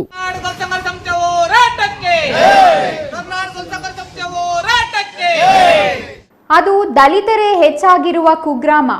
ಆದರೆ ಅಲ್ಲಿ ಮೂಲ ಸೌಕರ್ಯಗಳೆಂಬುದೇ ಇಲ್ಲ. ಪ್ರಸ್ತುತ ಡೆಂಗಿ ಮಹಾಮಾರಿ ಇಡೀ ರಾಜ್ಯವನ್ನು ನಡುಗಿಸುತ್ತಿದ್ದು, ಸ್ವಚ್ಛತೆ ಕಾಪಾಡುವಂತೆ ಸರ್ಕಾರ ಹೇಳುತ್ತಿದ್ದರೂ ಘಟ್ಟಮಾದಮಂಗಳ ಗ್ರಾಮ ಪಂಚಾಯಿತಿ ಮಾತ್ರ ಸರ್ಕಾರದ ಈ ಆದೇಶಕ್ಕೂ ತಮಗೂ ಸಂಬಂಧವೇ ಇಲ್ಲ ಎನ್ನುವಂತೆ ವರ್ತಿಸುತ್ತಿರುವುದು ಗ್ರಾಮಸ್ಥರನ್ನು ಕೆರಳಿಸುವಂತೆ ಮಾಡಿದೆ.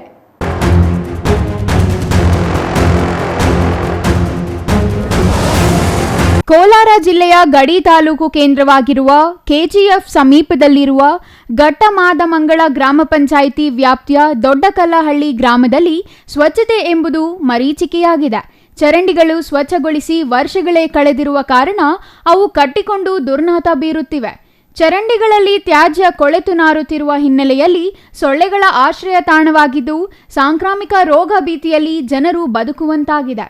ಘಟ್ಟಮಾದಮಂಗಳ ಗ್ರಾಮ ಪಂಚಾಯಿತಿ ವ್ಯಾಪ್ತಿಯ ದೊಡ್ಡಕಲ್ಲಹಳ್ಳಿ ಗ್ರಾಮದಲ್ಲಿ ದಲಿತರೇ ಹೆಚ್ಚಾಗಿ ವಾಸವಿದ್ದು, ಈ ಗ್ರಾಮವನ್ನು ಗ್ರಾಮ ಪಂಚಾಯಿತಿ ಸಂಪೂರ್ಣ ನಿರ್ಲಕ್ಷ್ಯ ಮಾಡಿದೆ ಎಂದು ಗ್ರಾಮಸ್ಥರು ಆರೋಪಿಸಿದ್ದಾರೆ. ಕಳೆದ 1 ವರ್ಷದಿಂದ ಗ್ರಾಮಕ್ಕೆ ಮೂಲ ಸೌಲಭ್ಯಗಳನ್ನು ಒದಗಿಸುವಂತೆ ಸತತವಾಗಿ ಮನವಿ ಮಾಡಿದರೂ ಗ್ರಾಮ ಪಂಚಾಯಿತಿ ಅಧಿಕಾರಿಗಳು ಅತ್ತ ತಿರುಗಿಯೂ ನೋಡಿಲ್ಲ ಎಂದು ಆಕ್ರೋಶ ವ್ಯಕ್ತಪಡಿಸಿದ್ದಾರೆ. ಗ್ರಾಮದಲ್ಲಿ ಕುಡಿಯಲು ಮತ್ತು ಬಳಸಲು ಶುದ್ಧ ನೀರಿಲ್ಲ. ಗ್ರಾಮಸ್ಥರು ಓಡಾಡಲು ಸರಿಯಾದ ರಸ್ತೆಗಳೇ ಇಲ್ಲ. ಚರಂಡಿಗಳ ಸ್ವಚ್ಛತೆ ಇಲ್ಲ. ಬೀದಿ ದೀಪಗಳಿಲ್ಲ. ವಿದ್ಯುತ್ ಸಂಪರ್ಕವೇ ಸಮರ್ಪಕವಾಗಿಲ್ಲ. ಹಾಗಾಗಿ ಎಲ್ಲ ಮೂಲ ಸೌಕರ್ಯಗಳನ್ನು ಒದಗಿಸುವಂತೆ ಗ್ರಾಮಸ್ಥರು ಪದೇ ಪದೇ ಮನವಿ ಮಾಡಿದರೂ ಗ್ರಾಮ ಪಂಚಾಯಿತಿ ಅಧಿಕಾರಿಗಳು ಮಾತ್ರ ಸ್ಪಂದಿಸಿಲ್ಲ ಎಂದು ಗ್ರಾಮಸ್ಥರು ಅಳಲು ತೋಡಿಕೊಂಡಿದ್ದು, ಗ್ರಾಮ ಪಂಚಾಯಿತಿ ಅಧಿಕಾರಿಗಳ ನಿರ್ಲಕ್ಷ್ಯದ ಕಾರಣ ಗ್ರಾಮದ ಪ್ರತಿ ಮನೆಯಲ್ಲಿಯೂ ಅನಾರೋಗ್ಯ ಕಾಡುತ್ತಿದೆ ಎಂದು ದೂರಿದ್ದಾರೆ. ಗ್ರಾಮ ಪಂಚಾಯಿತಿ ಅಭಿವೃದ್ಧಿ ಅಧಿಕಾರಿಗೆ ಪದೇ ಪದೇ ಮನವಿ ಮಾಡಿ ಸುಸ್ತಾಗಿರುವ ಗ್ರಾಮಸ್ಥರು ಗ್ರಾಮ ಪಂಚಾಯಿತಿ ಮತ್ತು ಗ್ರಾಮ ಪಂಚಾಯಿತಿ ಪಿಡಿಒ ಅವರಿಗೆ ಪ್ರತಿನಿತ್ಯ ಶಾಪ ಹಾಕುತ್ತಿದ್ದಾರೆ. ದೊಡ್ಡಕಲ್ಲಹಳ್ಳಿಯ ದಲಿತರ ಕಾಲೋನಿಗೆ ಆದಷ್ಟು ಶೀಘ್ರದಲ್ಲಿ ಅಗತ್ಯದ ಮೂಲ ಸೌಕರ್ಯ ಒದಗಿಸಲು ಗ್ರಾಮ ಪಂಚಾಯಿತಿ ಅಧಿಕಾರಿಗಳು ಮುಂದಾಗದಿದ್ದರೆ ಗ್ರಾಮ ಪಂಚಾಯಿತಿ ವಿರುದ್ಧ ಹೋರಾಟ ನಡೆಸುವ ಎಚ್ಚರಿಕೆಯನ್ನು ಗ್ರಾಮಸ್ಥರು ನೀಡಿದ್ದಾರೆ. News bureau, CTV news, Chikkaballapur.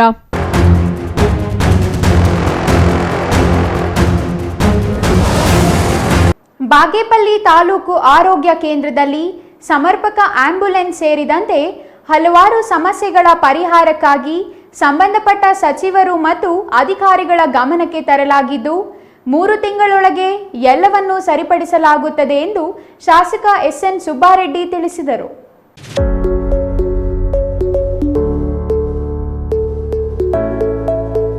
Bagepalli taluk ಆರೋಗ್ಯ ಕೇಂದ್ರದಲ್ಲಿ ಸಮರ್ಪಕ ಆಂಬ್ಯುಲೆನ್ಸ್ ಸೇರಿದಂತೆ ಹಲವಾರು ಸಮಸ್ಯೆಗಳ ಪರಿಹಾರಕ್ಕಾಗಿ ಸಂಬಂಧಪಟ್ಟ ಸಚಿವರು ಮತ್ತು ಅಧಿಕಾರಿಗಳ ಗಮನಕ್ಕೆ ತರಲಾಗಿದ್ದು, 3 ತಿಂಗಳೊಳಗೆ ಎಲ್ಲವನ್ನೂ ಸರಿಪಡಿಸಲಾಗುತ್ತದೆ ಎಂದು ಶಾಸಕ ಎಸ್ಎನ್ ಸುಬ್ಬಾರೆಡ್ಡಿ ಹೇಳಿದರು. ಪಟ್ಟಣದ ಸಾರ್ವಜನಿಕ ಆಸ್ಪತ್ರೆಯಲ್ಲಿ ಬುಧವಾರ ನಡೆದ ಆರೋಗ್ಯ ರಕ್ಷಾ ಸಮಿತಿ ಸಭೆಯಲ್ಲಿ ಅವರು ಮಾತನಾಡಿದರು. ಆಸ್ಪತ್ರೆಯಲ್ಲಿ 5 staff nurse, security guard, ambulance, BPL ಕಾರ್ಡ್ನವರಿಗೆ ಉಚಿತ ಸೌಲಭ್ಯ, 7 ಜನ ವೈದ್ಯರ ಕೊರತೆ, ಅನುಪಯುಕ್ತ ವೈದ್ಯಕೀಯ ವಸ್ತುಗಳ ಸಂಗ್ರಹಣಾ ಕೊಠಡಿ ಸೇರಿದಂತೆ ಎಲ್ಲ ಸಮಸ್ಯೆಗಳನ್ನು ಶೀಘ್ರದಲ್ಲೇ ಪರಿಹರಿಸಲಾಗುವುದು ಎಂದರು. ಆಸ್ಪತ್ರೆಯಲ್ಲಿ ಬರೆದುಕೊಡುತ್ತಿರುವ ಔಷಧಿಗಳು ಆಸ್ಪತ್ರೆಯ ಔಷಧಾಲಯದಲ್ಲಿ ಸಿಗುತ್ತಿಲ್ಲ, ಹಾಗಾಗಿ ಹೊರಗಡೆಗೆ ಬರೆದುಕೊಡುತ್ತಿದ್ದಾರೆ ಎಂಬ ಮಾಧ್ಯಮದವರ ಪ್ರಶ್ನೆಗೆ ಉತ್ತರಿಸಿದ ಶಾಸಕ, ಈ ರೀತಿ ಬರೆದುಕೊಡಬಾರದು. ಈ ಬಗ್ಗೆ ಆಡಳಿತಾಧಿಕಾರಿಗಳೊಂದಿಗೆ ಚರ್ಚಿಸಿ ಕ್ರಮ ವಹಿಸುವ ಭರವಸೆ ನೀಡಿದರು. ಬಾಗೇಪಲ್ಲಿ ತಾಲೂಕಿನ ಪಾತಪಾಳ್ಯ ಮತ್ತು ಮಿಟ್ಟೇಮರಿ ಪ್ರಾಥಮಿಕ ಆರೋಗ್ಯ ಕೇಂದ್ರಗಳು ಗುಣಮಟ್ಟ, ಸ್ವಚ್ಛತೆ ಸೇರಿದಂತೆ ಸೇವೆ ಒದಗಿಸುವ ವಿಚಾರದಲ್ಲಿ ರಾಷ್ಟ್ರೀಯ ಪುರಸ್ಕಾರಕ್ಕೆ ಆಯ್ಕೆಯಾಗಿವೆ. ಆ ಕೇಂದ್ರಗಳಲ್ಲಿ ಕರ್ತವ್ಯ ನಿರ್ವಹಿಸುತ್ತಿರುವ ವೈದ್ಯರು ಮತ್ತು ಸಿಬ್ಬಂದಿಗೆ ಅಭಿನಂದನೆ ತಿಳಿಸುವುದಾಗಿ ಶಾಸಕರು ಹೇಳಿದರು. ಜಿಲ್ಲೆಯಲ್ಲಿ ಡೆಂಗಿ ಪ್ರಕರಣಗಳು ನಿಯಂತ್ರಣದಲ್ಲಿದ್ದು ದಿನೇ ದಿನೇ ಕಡಿಮೆಯಾಗುತ್ತಿವೆ. ಈ ಬಗ್ಗೆ ಆರೋಗ್ಯ ಇಲಾಖೆ ಉತ್ತಮ ಕಾರ್ಯನಿರ್ವಹಿಸುತ್ತಿದೆ. ಸದ್ಯಕ್ಕೆ ತಾಲೂಕಿನಲ್ಲಿ 19 ಡೆಂಗಿ ಪ್ರಕರಣಗಳಿದ್ದು, ಸಾರ್ವಜನಿಕರು ಮತ್ತಷ್ಟು ಮುತುವರ್ಜಿಯಿಂದ ಮುನ್ನೆಚ್ಚರಿಕೆ ಕ್ರಮವನ್ನು ಪಾಲಿಸಬೇಕೆಂದು ಶಾಸಕರು ತಿಳಿಸಿದರು. ಪುರಸಭೆ ಮುಖ್ಯಾಧಿಕಾರಿ ಶ್ರೀನಿವಾಸ್ ಅವರಿಗೆ ಆಸ್ಪತ್ರೆಯ 185x300 ಚದರ ಅಡಿಗಳ ಜಾಗದ ನಿವೇಶನವನ್ನು ಆರೋಗ್ಯ ಇಲಾಖೆ ಹೆಸರಿನಲ್ಲಿ ಖಾತೆ ಮಾಡಿಸಿಕೊಡುವಂತೆ ಶಾಸಕ ಎಸ್ಎನ್ ಸುಬ್ಬಾರೆಡ್ಡಿ ಸೂಚಿಸಿದರು. ಇವತ್ತಿನ ಮೀಟಿಂಗಲ್ಲಿ ಆಂಬುಲೆನ್ಸ್ ಸರಿಯಾಗಿ ಸಿಗ್ತಾ ಇಲ್ಲ ಅಂತ ಸಾರ್ವಜನಿಕರು ದೂರಿದ್ರು. ಅದನ್ನ ಮೇಲೆ ಕರೆಕ್ಟಾಗಿ ಆಂಬುಲೆನ್ಸ್ ನೀಟಾಗಿ ಕೊಡಬೇಕು ಅಂತ ಹೇಳಿದ್ದೀನಿ. ಅದನ್ನು ಸ್ವಲ್ಪ ಫ್ಯೂಲ್ ಪ್ರಾಬ್ಲಮ್ ಇತ್ತು, ಅದರ ಬಗ್ಗೆ ಗಮನ ಹರಿಸಿದ್ದೀವಿ. ಮತ್ತು ಒಬ್ಬ ಸೆಕ್ಯೂರಿಟಿ ಬೇಕಾಗಿತ್ತಂತಲ್ಲಿ ಎಮರ್ಜೆನ್ಸಿ ಹತ್ರ. ಒಬ್ಬ ಹೋಮ್ ಗಾರ್ಡ್ನ ಹಾಕೋಕ್ಕೆ ನಾನು ಇನ್ಸ್ಪೆಕ್ಟರ್ ಕರೆದು ಒಂದು ಹೋಮ್ ಗಾರ್ಡ್ ಹಾಕ್ಸ್ಕೊಡ್ತೀನಿ ಅಂತ ಹೇಳಿದ್ದೀನಿ. ಮತ್ತು ಇನ್ನು ಕೆಲವು ಪ್ರಾಬ್ಲಮ್ಸ್ ಹೇಳಿದ್ದಾರೆ ಇವರು ಇಲ್ಲಿಗೆ ಸ್ವಲ್ಪ ನರ್ಸ್ಗಳಿಲ್ಲ ಅಂತ ಒಂದು ಪ್ರಾಬ್ಲಮ್ ಇದೆ, ಸಬ್ಸಿಡೆಂಟಾಗಿ ಸ್ಪೆಷಲಿಸ್ಟ್ ಇಲ್ಲ ಅಂತ ಒಂದು ಪ್ರಾಬ್ಲಮ್ ಇದೆ.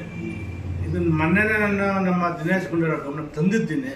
ಈ ಕೌನ್ಸಿಲಿಂಗ್ ಆದ ತಕ್ಷಣ ಟ್ರಾನ್ಸ್ಫರ್ಸ್ ಬರುತ್ತೆ, ಆ ಟೈಮಲ್ಲಿ ಮಾಡಿಕೊಡ್ತೀನಿ, ಮಾತು ಕೊಟ್ಟಿದ್ದಾರೆ, ಆ ಪ್ರಕಾರ ನಾನು ಮಾಡಿಕೊಡ್ತೀನಿ. ಮತ್ತು ಈ ಆಸ್ಪತ್ರೆ ಹಳೆಯದಾಗಿರೋದ್ರಿಂದ ನಾವೇನು ಮಾಡೋಕ್ಕೆ ಹೋದರೂ ಒಂದೊಂದು ಇದಾಗ್ತಾ ಇದೆ.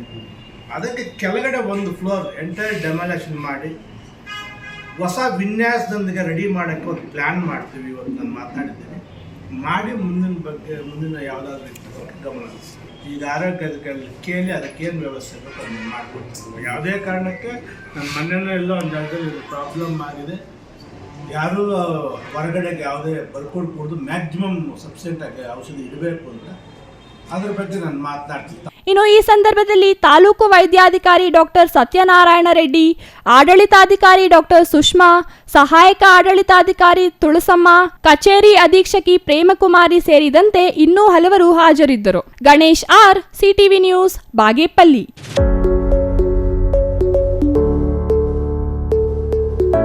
ಶಿಡ್ಲಘಟ್ಟ ತಾಲೂಕಿನ ಜಂಗಮಕೋಟೆ ಸುತ್ತಮುತ್ತಲಿನ ಪ್ರದೇಶದಲ್ಲಿ ಕೈಗಾರಿಕೆಗಳ ಸ್ಥಾಪನೆಗಾಗಿ ಭೂಸ್ವಾಧೀನ ಪ್ರಕ್ರಿಯೆಗೆ ಸ್ಥಳೀಯ ರೈತರಿಂದ ಪ್ರಬಲ ವಿರೋಧ ವ್ಯಕ್ತವಾಗುತ್ತಿದೆ. ದೇವನಹಳ್ಳಿ ಅಂತಾರಾಷ್ಟ್ರೀಯ ವಿಮಾನ ನಿಲ್ದಾಣಕ್ಕೆ ಸಮೀಪವಿರುವ ಜಂಗಮಕೋಟೆ ಸುತ್ತಮುತ್ತಲ ಪ್ರದೇಶದಲ್ಲಿ 2283 ಎಕರೆ ಪ್ರದೇಶದಲ್ಲಿ ಕೈಗಾರಿಕೆಗಾಗಿ ಭೂಸ್ವಾಧೀನ ಪ್ರಕ್ರಿಯೆ ನಡೆಸಲು ರಾಜ್ಯ ಸರ್ಕಾರ ಮುಂದಾಗಿದ್ದು, ಇದನ್ನು ಸ್ಥಳೀಯ ರೈತರು ತೀವ್ರವಾಗಿ ವಿರೋಧಿಸುತ್ತಿದ್ದಾರೆ.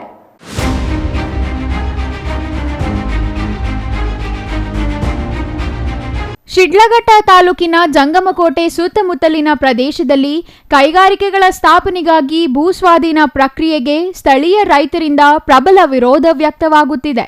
ದೇವನಹಳ್ಳಿ ಅಂತಾರಾಷ್ಟ್ರೀಯ ವಿಮಾನ ನಿಲ್ದಾಣಕ್ಕೆ ಸಮೀಪವಿರುವ ಜಂಗಮಕೋಟೆ ಸುತ್ತಮುತ್ತಲ ಪ್ರದೇಶದಲ್ಲಿ 2283 ಎಕರೆ ಪ್ರದೇಶದಲ್ಲಿ ಕೈಗಾರಿಕೆಗಾಗಿ ಭೂಸ್ವಾಧೀನ ಪ್ರಕ್ರಿಯೆ ನಡೆಸಲು ರಾಜ್ಯ ಸರ್ಕಾರ ಮುಂದಾಗಿದ್ದು, ಇದನ್ನು ಸ್ಥಳೀಯ ರೈತರು ತೀವ್ರವಾಗಿ ವಿರೋಧಿಸುತ್ತಿದ್ದಾರೆ.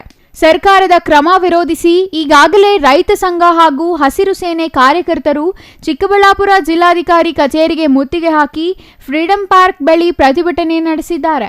ಈ ಮಧ್ಯೆ ಶಿಡ್ಲಘಟ್ಟ ತಾಲೂಕಿನ ನಡುಪಿನಾಯಕನಹಳ್ಳಿ ಗ್ರಾಮದ ರೈತರು ತಮ್ಮ ತೋಟಗಳಿಗೆ ಮಾಧ್ಯಮದವರನ್ನು ಆಹ್ವಾನಿಸಿ, ಇದು ಫಲವತ್ತಾದ ಭೂಮಿ, ಮರುಭೂಮಿಯಲ್ಲ. ಜಿಲ್ಲಾ ಉಸ್ತುವಾರಿ ಸಚಿವರು ಇಲ್ಲಿಗೆ ಭೇಟಿ ನೀಡಿ ವಾಸ್ತವಾಂಶ ಅರಿತು ರೈತರ ಮಗ ಆಗಿರುವ ಅವರು ರೈತರ ಪರವಾಗಿ ನಿರ್ಧಾರ ತೆಗೆದುಕೊಳ್ಳಬೇಕು ಎಂದು ಮನವಿ ಮಾಡಿದರು. ಪಿತ್ರಾರ್ಜಿತ ಆಸ್ತಿಯನ್ನು ಹೊಂದಿ ಅನುಭವದಲ್ಲಿದ್ದೇವೆ. ಯಾವುದೇ ರೀತಿಯ ಸರ್ಕಾರದಿಂದ ಸಾಗುವಳಿ ಚೀಟಿ ಅಥವಾ ಜಮೀನು ಮಂಜೂರಾತಿ ಮಾಡಿಕೊಂಡಿಲ್ಲ. ಕಂದಾಯ ದಾಖಲೆ ಪರಿಶೀಲಿಸಲಿ ನಮಗೆ ಇರುವುದೊಂದೇ ಆಸರೆ. ಇದನ್ನು ಕಿತ್ತುಕೊಳ್ಳುವ ನಿರ್ಧಾರವನ್ನು ಸರ್ಕಾರ ಕೂಡಲೇ ವಾಪಸ್ ಪಡೆಯಬೇಕು. ಜಿಲ್ಲಾ ಉಸ್ತುವಾರಿ ಸಚಿವರು ಮತ್ತು ರಾಜ್ಯ ಸರ್ಕಾರ ರೈತರಿಗೆ ಸಹಕಾರ ನೀಡಬೇಕೆಂದು ಒತ್ತಾಯಿಸಿದರು. ಜಂಗಮಕೋಟೆ ಸುತ್ತಮುತ್ತಲ ಪ್ರದೇಶದಲ್ಲಿ ವ್ಯಾಪಕವಾಗಿ ರೇಷ್ಮೆ ಕೃಷಿ ನೆಚ್ಚಿಕೊಂಡು ಜೀವನ ನಡೆಸುತ್ತಿದ್ದಾರೆ. ಈ ಭಾಗದಲ್ಲಿ ಕೈಗಾರಿಕೆಗಾಗಿ ಭೂಸ್ವಾಧೀನ ಮಾಡಿಕೊಂಡರೆ ರೇಷ್ಮೆ ಕೃಷಿ ನೆಲಕಚ್ಚುತ್ತದೆ. ರಾಜ್ಯ ಸರ್ಕಾರ ನಿರ್ಮಿಸಲು ಹೊರಟಿರುವ 225 ಕೋಟಿ ವೆಚ್ಚದ ಹೈಟೆಕ್ ಮಾರುಕಟ್ಟೆ ಯಾವುದೇ ರೀತಿಯ ಪ್ರಯೋಜನ ಆಗುವುದಿಲ್ಲ ಎಂದು ಕಿಡಿಕಾರಿದರು. ರಾಜ್ಯ ಸರ್ಕಾರ ರೈತರ ಜಮೀನು ಸ್ವಾಧೀನ ಮಾಡಿಕೊಂಡು ಉದ್ಯೋಗ ನೀಡುತ್ತೇವೆ ಎಂದು ಭರವಸೆ ನೀಡುತ್ತಿದ್ದಾರೆ. ಆದರೆ ನಾವು ನಮ್ಮ ಪ್ರಾಣ ನೀಡುತ್ತೇವೆ ಹೊರತು ಯಾವುದೇ ಕಾರಣಕ್ಕೂ ಫಲವತ್ತಾದ ಕೃಷಿ ಭೂಮಿಯನ್ನು ನೀಡುವುದಿಲ್ಲ ಎಂದು ಎಚ್ಚರಿಸಿದ ರೈತರು, ನಾವೇ ನಮ್ಮ ಭೂಮಿಯಲ್ಲಿ ಚಿನ್ನದಂತಹ ಬೆಳೆಯನ್ನು ಬೆಳೆದು ಸರ್ಕಾರಕ್ಕೆ ನೀಡುತ್ತೇವೆ, ಜೊತೆಗೆ ಉದ್ಯೋಗ ನಾವೇ ಸೃಷ್ಟಿಸುತ್ತೇವೆ ಎಂದು ಸವಾಲೆಸೆದರು. ಶಿಡ್ಲಘಟ್ಟ ತಾಲೂಕಿನ ಜಂಗಮಕೋಟೆ ಸುತ್ತಮುತ್ತಲಿನ ಪ್ರದೇಶದಲ್ಲಿ ಕೈಗಾರಿಕೆಗಳ ಸ್ಥಾಪನೆಗೆ ಭೂಸ್ವಾಧೀನ ಪ್ರಕ್ರಿಯೆಗೆ ಈಗಾಗಲೇ ವಿರೋಧ ವ್ಯಕ್ತವಾಗುತ್ತಿದ್ದು, ರಾಜಕೀಯ ತಿರುವು ಪಡೆದುಕೊಳ್ಳುತ್ತಿರುವುದು ವಿಶೇಷವಾಗಿದೆ. ಯಾವತ್ತಾದ್ರೂ ನಿಮ್ಗೇನು ಅರ್ಜಿ ಕೊಟ್ಟಿದ್ರೆ ನಾವು ಕೇಳಿರೋದೊಂದು, ನೀರು ಕೊಡಿ. ನೀವು ಸಚಿವರಿಗೇನಾದರೂ ರೈತರ ಬಗ್ಗೆ ಕಾಳಜಿ ಇದ್ದರೆ ನಮ್ಮ ಭಾಗದಲ್ಲಿ ನೀರು ಕೊಡಿ, ನಮ್ಗೆ ಸಾಕು. ನೀರು ಕೊಟ್ಟರೆ ನಿಮ್ಮ ಚಿನ್ನದಂಥ ಬೆಳೆಗೆ ಬೆಳ್ಕೊಡ್ತೀವಿ ನಾವು.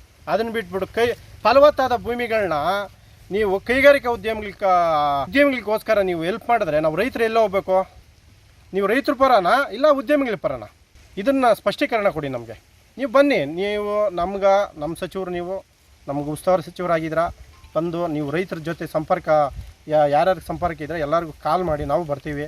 ವೀಕ್ಷಣೆ ಮಾಡಿ ಫಸ್ಟು. ವೀಕ್ಷಣೆ ಮಾಡ್ತೀರಾ ನೀವೆಲ್ಲೋ ಎ ಸಿ ರೂಮ್ಗಳಲ್ಲಿ ಕುತ್ಕೊಂಡ್ಬಿಟ್ಟು ಎಲ್ಲೋ ಬಂಜರು ಭೂಮಿ ಅಂತ ಅಂದಾಗ ನಮ್ಗೆ ಎಷ್ಟು ನೋವಾಗ್ತದೆ. 250 ಕೋಟಿ ರೇಷ್ಮೆ ಮಾರ್ಕೆಟ್ ಮಾಡ್ತಿದ್ದಾರೆ. ಏನ್ ಮಾಡ್ತಿದ್ದಾರೆ? ರೇಷ್ಮೆ ಎಲ್ಲ ಬೆಳೆಯಲ್ಲ ಹೊರಟೋದ್ಮೇಲೆ ರೈತರಲ್ಲಿ ಹೋದ್ಮೇಲೆ ಸುಮ್ಮನೆ ಮಾರ್ಕೆಟ್ ಮಾಡ್ತಿದ್ದಾರೆ. ರೇಷ್ಮೆ ಹೋಗ್ತಾ ಇರೋದು ಹೆಚ್ಚು ರೇಷ್ಮೆ ಬೆಳೀತಾರೆ ನಮ್ಮ ಜಮಕೋಟೆ ಭಾಗ. ಅದರಿಂದ ಸಚಿವರು ಈ ಕೂಡಲೇ ಈ ಭೂ ಸ್ವಾಧೀನ ಕ್ರಮ ಕೈ ಬಿಡಬೇಕಾಗಿ ನಾವು ಕೇಳ್ಕೊಳ್ತೀವಿ. ಕೆಲಸ ಕೊಡ್ತೀನಿ ಅಂತಾರಲ್ಲ, ನನ್ಗೀಗ 60 ವರ್ಷ ಆಗ್ಯದ, ಏನ್ ಕೆಲಸ ಮಾಡಕ್ ಬರ್ತದ ನಂಗೆ ಕೇಳ್ರಿ. ಇಷ್ಟು ವಯಸ್ಸಾದ್ಮೇಲೆ ನಮ್ಗೆ ನಮ್ಗಳಿಲ್ಲ, ರೈತನ ಕೆಲಸ ಬಿಟ್ಟು ಇನ್ನೇನು ಬರಲ್ಲ ನಮ್ಗ. ಇನ್ನೇನು ಮಾಡ್ತೀರಿ ನಾವು? ಅವ್ರು ಕೊಟ್ಟಿದ್ ಕೆಲಸ ನಾವ್ ಏನ್ ಮಾಡಕತ್ತದ? ಏನ್ ಬರ್ತದ ಹೇಳ್ರಿ? ಇಲ್ಲ ಅವ್ರು ಹೇಳ್ತಾರ ಬಾತ್ರೂಮ್ ತೊಳೆಪ್ಪ ಇದು ಕಕ್ಸಿತ್ತು ಅಂತಾರ, ಅದ್ ಮಾಡ್ಬೇಕು. ನಾನು ಅಷ್ಟೇ ಇಲ್ಲ. ನಾವು 10 ಜನ ಸಾಕಷ್ಟು ಕೆಪಾಸಿಟಿ ಐತಿ ನನ್ಕ. 10 ಜನಕ್ಕೆ ಊಟ ಹಾಕ್ತೀನಿ ಇಲ್ಲ, ಊಟ ಹಾಕಕ್ಕೂ ಕೆಪಾಸಿಟಿ ಇಲ್ಲ ಅವ್ರಕ. ದಿವಸ 1 ಹೊತ್ತಿಗೆ 20 ಲೀಟರ್ ಹಾಲು ಹಾಕ್ತೀನಿ ನಾನು. 4 ಹಸ ಮಡಗಿದ್ನಿ, 1.5 ಎಕರೆ ತೋಟ ಮಾಡ್ತೀನಿ. ಜೀವನ ಮಾಡಕತ್ತ ಸರ್ ನಾವು. ಅಲ್ಲ ನಾನು ಈಗ ನಮ್ಕ ಬರಂತ ಉದ್ಯೋಗ ನಾವು ಹಿಡ್ದಿದ್ರಿ ಮಾಡ್ತಾ ಇದ್ರಿ. ಅವರು ಕೆಲಸ ಕೊಡ್ತೀನಿ ಅಂತಾರಲ್ಲ, ಆ ಕೆಲಸದಾಗ ನಂಗೆ ಏನ್ ಬರ್ತದಲ್ಲಿ ಹೇಳ್ರಿ ನೀವು? ಛಾಯಾ Ramesh, CTV news, Sidlaghatta.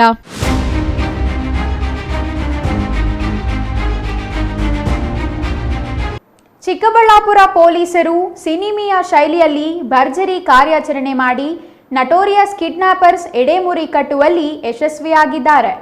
Notorious kidnapper Lohith alias Rohith, ಗ್ಯಾಂಗ್ನ ಪ್ರವೀಣ್ ಅಲಿಯಾಸ್ ನೇಪಾಳಿ, ಸಂತೋಷ್, ವೆಂಕಟೇಶ್, ಭರತ್ ನಾಯಕ್, ಪ್ರಸನ್ನ ಹಾಗೂ ಚಿಕ್ಕಬಳ್ಳಾಪುರ ನಗರದ ಬರ್ಕತ್ರನ್ನು ಬಂಧಿಸಿದ್ದಾರೆ.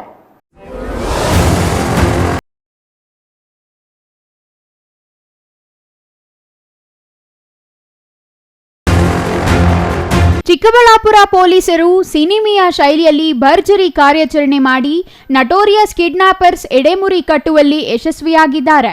Notorious kidnapper Lohith alias Rohith, ಗ್ಯಾಂಗ್ನ ಪ್ರವೀಣ್ ಅಲಿಯಾಸ್ ನೇಪಾಳಿ, ಸಂತೋಷ್, ವೆಂಕಟೇಶ್, ಭರತ್ ನಾಯಕ್, ಪ್ರಸನ್ನ ಹಾಗೂ ಚಿಕ್ಕಬಳ್ಳಾಪುರ ನಗರದ ಬರ್ಕತ್ನ ಬಂಧಿಸಿದ್ದಾರೆ.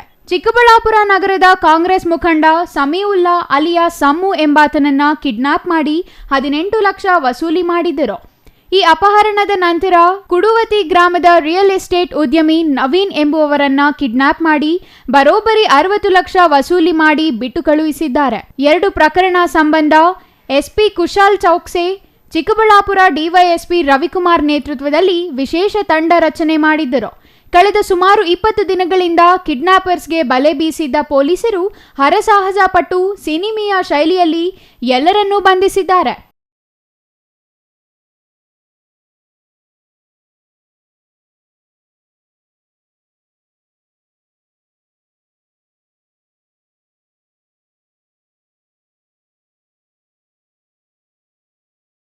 ಪ್ರಮುಖ ಆರೋಪಿ ಗ್ಯಾಂಗ್ ಮುಖ್ಯಸ್ಥ ಲೋಹಿತ್ ಅಲಿಯಾಸ್ ರೋಹಿತ್ ಈ ಹಿಂದೆ ಮಾಜಿ ಸಚಿವ ವರ್ತೂರು ಪ್ರಕಾಶ್ ಮೇಲೆ ಅಟ್ಯಾಕ್ ಮಾಡಿ ಹಣ ದರೋಡೆ ಮಾಡಿದ ಪ್ರಕರಣದ ಪ್ರಮುಖ ರೂವಾರಿಯಾಗಿದ್ದಾನೆ. ಸ್ಥಳೀಯವಾಗಿ ಚಿಕಿತ್ಸೆಯ ಬರ್ಕತ್, ಸಮೀವುಲ್ಲಾ ಹಾಗೂ ನವೀನ್ ಮಾಹಿತಿ ಹಂಚಿಕೊಂಡು ಕಿಡ್ನಾಪಿಂಗ್ಗೆ ಪ್ಲಾನ್ ಮಾಡಿದ್ದರು ಎನ್ನಲಾಗಿದೆ. 19th ಜುಲೈಗೆ ಆಗಿದೆ ಒಂದು ಇನ್ಸಿಡೆಂಟ್, ಮತ್ತು ಒಂದು ಇನ್ಸಿಡೆಂಟ್ ಜೂನಲ್ಲಿ ಆಗಿದೆ. ಅದು ಲೇಟ್ ರಿಪೋರ್ಟ್ ಆಗಿದೆ. ಈ ಕಾರಣ ಬಗ್ಗೆ ಲೇಟ್ ರಿಜಿಸ್ಟರ್ ಆಗಿದ್ದಾರೆ ಕೇಸಸ್. ಆ ಕೇಸಸಲ್ಲಿ ಮಾಡಸ್ ಆಪರೆಂಡಿ ಏನಿದೆ, ಆ್ಯಕ್ಚುಲಿ ಅವರು ಏನಾದರೂ ಇನ್ಫಾರ್ಮೇಷನ್ ಬಗ್ಗೆ ಅಥವಾ ಪ್ರಾಪರ್ಟಿ ಬಗ್ಗೆ ಕಾಂಟ್ಯಾಕ್ಟ್ ಮಾಡ್ತಾರೆ, ಆಮೇಲೆ ಭೇಟಿ ಮಾಡೋಕ್ಕೆ ಕೇಳ್ತಾರೆ ಈ ಮೀಟಿಂಗ್ ಮಾಡೋಣ. ಮೀಟಿಂಗ್ ಟೈಮಲ್ಲಿ ಕಿಡ್ನ್ಯಾಪ್ ಮಾಡಿ ಆಮೇಲೆ ಅವರಿಂದ ರೆನ್ಸಮ್ ಡಿಮಾಂಡ್ ಮಾಡ್ತಾರೆ. ಅದು ಇನ್ವೆಸ್ಟಿಗೇಷನ್ದು ಪಾರ್ಟ್ ಇದೆ. ಆ್ಯಕ್ಚುಲಿ ತುಂಬ ಸೊಫಿಸ್ಟಿಕೇಟೆಡ್ ಆಗಿ ಮಾಡಿದ್ದಾರೆ, 2 ಟೈಮ್ಸ್ ಮಾಡಿದ್ದಾರೆ. ಸೊ ಈ ಕಾರಣ ಬಗ್ಗೆ ನಾವು ಹೇಗೆ ಥರ ಈ ಸೊಫಿಸ್ಟಿಕೇಟೆಡ್ ಹೆಂಗಿದೆ ಎಲ್ಲ ನಾವು ಪ್ರಯತ್ನ ಮಾಡ್ತಾಯಿದ್ದೀವಿ, ಸರ್ಚ್ ಮಾಡ್ತಾಯಿದ್ದೀವಿ ಅವ್ರಿಗೆ. ಅಂದರೆ ಟಾರ್ಗೆಟ್ ಅವರು ಯಾರ ಹತ್ರ ನೋಡಿ ರೆನ್ಸಮ್ ಬಗ್ಗೆ ಕಿಡ್ನ್ಯಾಪ್ ಮಾಡಿದ್ದಾರೆ, ಅಥವಾ ಅವ್ರದ್ದು ಟಾರ್ಗೆಟ್ ಅದು ಯಾರ ಹತ್ರ ದುಡ್ಡಿದೆ, ಕ್ಯಾಶ್ ಇದೆ, ಅವ್ರಿಗೆ ಟಾರ್ಗೆಟ್ ಮಾಡ್ತಾರೆ. ಸೊ ಮೋಸ್ಟ್ಲಿ ಬಿಸ್ನೆಸ್ ಮ್ಯಾನ್ಸ್ ವಗೇರಾ ಇದೆ, ಅವ್ರಿಗೆ ಟಾರ್ಗೆಟ್ ಮಾಡಿದ್ದಾರೆ. ಅವರು ಕಾರಲ್ಲಿ ಬಂದಿದ್ದಾರೆ, ಕಾರಲ್ಲಿ ಕಿಡ್ನ್ಯಾಪ್ ಮಾಡಿದ್ದಾರೆ, ಮತ್ತು ಫ್ರೀ ಕೂಡ ಮಾಡಿದ್ದಾರೆ 2 ಜನ ವಿಕ್ಟಿಮ್ಗೆ. ಇದು ಎಲ್ಲ ರ್ಯಾನ್ಸಮ್ ಪೇಮೆಂಟ್ ಆದಮೇಲೆ ಫ್ರೀ ಕೂಡ ಮಾಡಿದ್ದಾರೆ.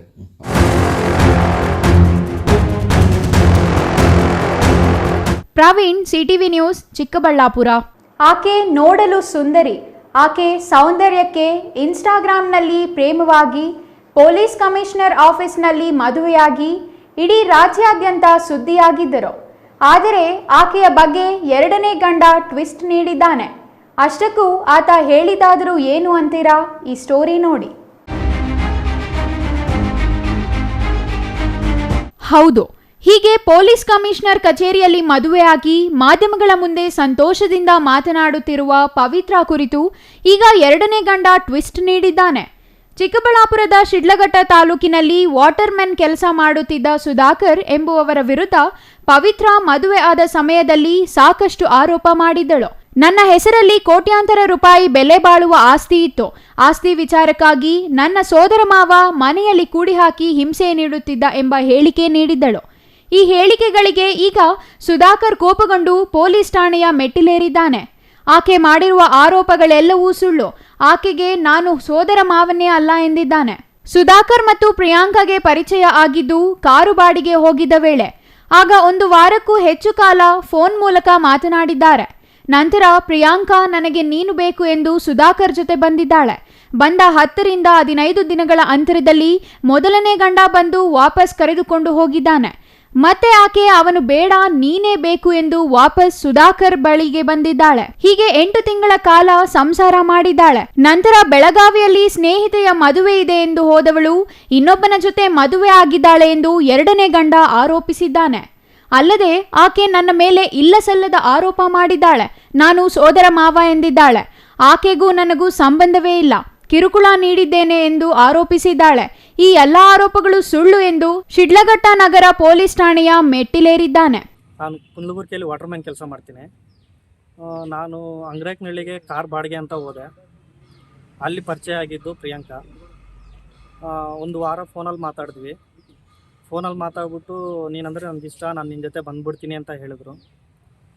ಸರಿ ನಾನು ಹೇಳಿದೆ ಬೇಡ ಇವೆಲ್ಲ ಸರಿ ಇರಲ್ಲ ಅಂತ ಹೇಳಿದೆ. ಆದ್ರೂ ನಾನು ಬರ್ತೀನಿ, ನಾನು ಇಲ್ಲಾಂದರೆ ಸತ್ತೋಗ್ತೀನಿ ಅಂತ ಹೇಳಿದ್ರು.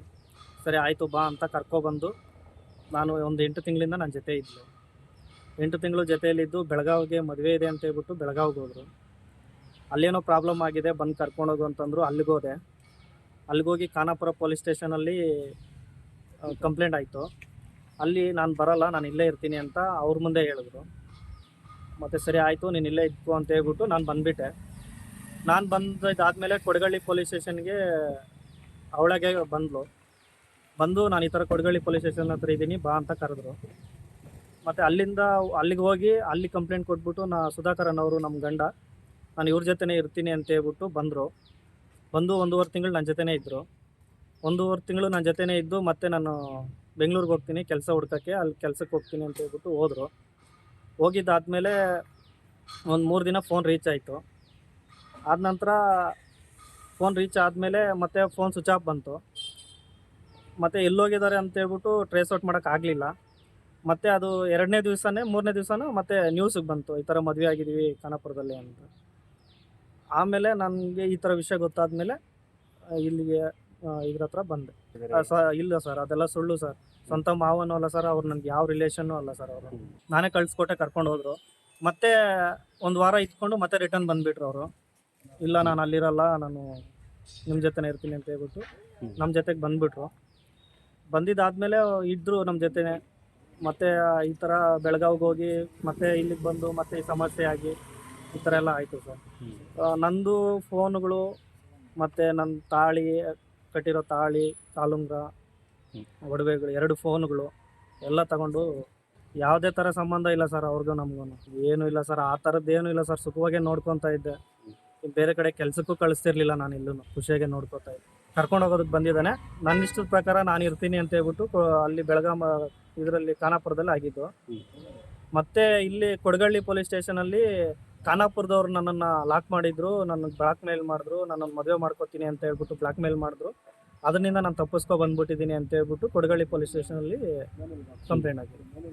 ಏನೂ ಇಲ್ಲ ಸರ್, ಅವ್ರದ್ದು ಬರಿಗೈಯಲ್ಲೇ ಬಂದಿದ್ದು. ಬಟ್ ಆದರೆ ಶಿವಮೊಗ್ಗದಲ್ಲಿ ನಮ್ಮ ಆಸ್ತಿ ಇದೆ, ಬೆಂಗಳೂರಲ್ಲಿ ಆಸ್ತಿ ಇದೆ ಅಂತ ಹೇಳಿದ್ರು. ಆದರೂ ನಾನು ನೋಡಿಲ್ಲ. ಏನೂ ಇಲ್ಲ ಸರ್. ಆಧಾರ್ ಕಾರ್ಡ್ ಒಂದು ಬಿಟ್ರೆ ಡಾಕ್ಯುಮೆಂಟ್ಸ್ ಏನೂ ಇಲ್ಲ. ಕಳೆದ 1 ವಾರದಿಂದ ಸಾಮಾಜಿಕ ಜಾಲತಾಣದಲ್ಲಿ ಸಖತ್ ಫೇಮಸ್ ಆಗಿದ್ದ ಜೋಡಿಗೆ ಈಗ ಎರಡನೇ ಗಂಡ ಟ್ವಿಸ್ಟ್ ನೀಡಿದ್ದಾನೆ. ಎರಡನೇ ಗಂಡನ ದೂರಿನಿಂದ ಪವಿತ್ರ ಈಗ ಮತ್ತೆ ಠಾಣೆಗೆ ಬರಬೇಕಾದ ಅನಿವಾರ್ಯ ಎದುರಾಗಿದೆ. ಶಿಡ್ಲಘಟ್ಟ ಪೊಲೀಸರ ಮುಂದೆ ಪವಿತ್ರ ಏನು ಹೇಳಿಕೆ ನೀಡುತ್ತಾರೆ ಕಾದು ನೋಡಬೇಕಿದೆ. News bureau, CTV news, Chikkaballapur.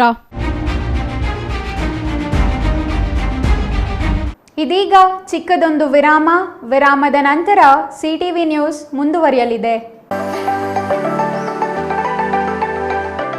Shri Manjunatha hardware and innovations 22 ವರ್ಷಗಳಿಂದ ಮಾರುಕಟ್ಟೆಯಲ್ಲಿ ಸುದೀರ್ಘ ಪಯಣ ಮತ್ತು ಗ್ರಾಹಕ ಹಾಗೂ ಎಂಜಿನಿಯರಿಂಗ್ಗಳ ನಂಬಿಕೆಯ ಆಯ್ಕೆ. ಅತ್ಯುತ್ತಮ ಗುಣಮಟ್ಟ, ಪ್ರಾಮಾಣಿಕ ಬೆಲೆ. Engineer choices, architect choices, corporates house owners, carpenter choices, hardware dealers ಹಾಗೂ ಇನ್ನಿತರರಿಗೆ ಹೋಲ್ಸೇಲ್ ದರದಲ್ಲಿ ಸಿಗುವ ಸ್ಥಳವೇ ಶ್ರೀ ಮಂಜುನಾಥ ಹಾರ್ಡ್ವೇರ್ ಮತ್ತು ಇನ್ನೋವೇಷನ್ಸ್. ವಿವಿಧ ರೀತಿಯ ವಿನ್ಯಾಸಗಳುಳ್ಳ ಡೆಕೋರೇಟಿವ್, ಪ್ರೊಟೆಕ್ಟಿವ್, ಫಂಕ್ಷನಲ್ ಹಾಗೂ ಉತ್ತಮ ದರದಲ್ಲಿ ಗುಣಮಟ್ಟದ ಹಾರ್ಡ್ವೇರ್ ವಸ್ತುಗಳು ನಮ್ಮಲ್ಲಿ ದೊರಕುತ್ತದೆ. ವಿಳಾಸ: ರಿಲಯನ್ಸ್ ಪೆಟ್ರೋಲ್ ಬಂಕ್ ಹತ್ತಿರ, ಬಿಬಿ ರಸ್ತೆ, ಚಿಕ್ಕಬಳ್ಳಾಪುರ. ಮೊಬೈಲ್ ಸಂಖ್ಯೆ 9739393927, ಮತ್ತೊಂದು ಸಂಖ್ಯೆ 9008680303.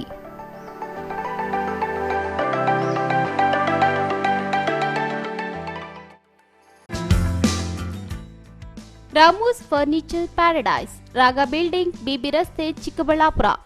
ನಮ್ಮ ಸಂಸ್ಥೆಯು 1994ರಿಂದ ಚಿಕ್ಕಬಳ್ಳಾಪುರ ಜಿಲ್ಲಾದ್ಯಂತ ಗ್ರಾಹಕರ ಬೇಡಿಕೆಗಳಿಗೆ ಅನುಗುಣವಾಗಿ ಗುಣಮಟ್ಟದಲ್ಲಿ ಯಾವುದೇ ರಾಜಿ ಇಲ್ಲದೆ ಉತ್ತಮ ಸೇವೆಯನ್ನ ಸಲ್ಲಿಸುತ್ತಾ ಬಂದಿದೆ. ನಮ್ಮಲ್ಲಿ ಆಕರ್ಷಕ ಕಲಾತ್ಮಕ ವಿನ್ಯಾಸಗಳುಳ್ಳ ವಿವಿಧ ಮಾದರಿಯ ಗೃಹಾಲಂಕಾರ teak wood furnitures, sofa set, dining tables, leather sofa set, office furnitures ಮತ್ತು ಬೆಡ್ರೂಮ್ ವಾರ್ಡ್ರೋಬ್ಸ್ ಅಂಡ್ ಕಾಟ್ಸ್ ಮತ್ತು ಇಟಾಲಿಯನ್ ಕಿಚನ್ ಮತ್ತು ನಿಮ್ಮ ಮನೆಯ ಎಲ್ಲ ಇಂಟೀರಿಯರ್ ಡಿಸೈನ್ ಅನ್ನ ನಿಮ್ಮ ಮನಸ್ಸಿಗೊಪ್ಪುವಂತೆ ಕೇವಲ 15 ದಿನಗಳಲ್ಲಿ ಮಾಡಿಕೊಡಲಾಗುತ್ತದೆ. ಜರ್ಮನ್ ಯಂತ್ರೋಪಕರಣಗಳಿಂದ ಕೂಡಿದ ಸ್ವಂತ ಫ್ಯಾಕ್ಟರಿಯನ್ನ ಹೊಂದಿದ್ದು ಎಲ್ಲ ರೀತಿಯ ಗ್ರಾಹಕರ ಕೈಗೆಟುಕುವ ಬೆಲೆಗಳಿಗೆ ತಕ್ಕಂತೆ ಫರ್ನಿಚರ್ಸ್ ಹಾಗೂ ಇಂಟೀರಿಯರ್ ಅನ್ನ ಮಾಡಿಕೊಡಲಾಗುತ್ತದೆ. ಇನ್ನೇಕೆ ತಡ, ಹಿಂದೆ ಭೇಟಿ ಕೊಡಿ. ರಾಮೂಸ್ ಫರ್ನಿಚರ್ಸ್ ಪ್ಯಾರಡೈಸ್, ರಾಗ ಬಿಲ್ಡಿಂಗ್, ಬಿಬಿ ರಸ್ತೆ, ಚಿಕ್ಕಬಳ್ಳಾಪುರ. ವಿರಾಮದ ನಂತರ ಮತ್ತೆ ಸಿಟಿವಿ ನ್ಯೂಸ್ಗೆ ಸ್ವಾಗತ. ಇದೀಗ ಸಂಕ್ಷಿಪ್ತ ಸುದ್ದಿಗಳು.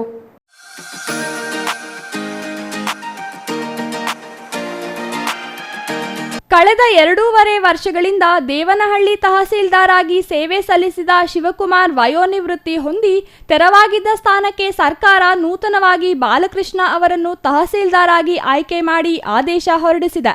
ಇಂದು ಬೆಳಿಗ್ಗೆ ನೂತನ ತಹಸೀಲ್ದಾರ್ ಆಗಿ ಬಾಲಕೃಷ್ಣ ಅಧಿಕಾರ ಸ್ವೀಕಾರ ಮಾಡಿದ್ದಾರೆ. ಈ ಹಿಂದೆ ದೇವನಹಳ್ಳಿ ತಾಲೂಕಿನಲ್ಲಿ ಕರ್ತವ್ಯ ನಿರ್ವಹಿಸುತ್ತಿರುವ ಅನುಭವ ಬಾಲಕೃಷ್ಣ ಅವರು ಹೊಂದಿದ್ದಾರೆ. ಸಾಕಷ್ಟು ಜನಪರ, ರೈತಪರ ಕೆಲಸ ನಿರ್ವಹಿಸುವ ಹುಮ್ಮಸ್ಸಿನಲ್ಲಿ ನೂತನ ತಹಸೀಲ್ದಾರ್ ಕಾರ್ಯೋನ್ಮುಖರಾಗಿದ್ದಾರೆ. ಈ ಸಂದರ್ಭದಲ್ಲಿ ಕಂದಾಯ ಇಲಾಖೆ ಅಧಿಕಾರಿಗಳು ಹಾಗೂ ತಾಲೂಕು ಸಂಘಟನೆಗಳ ಮುಖಂಡರು ಶುಭ ಹಾರೈಸಿದರು.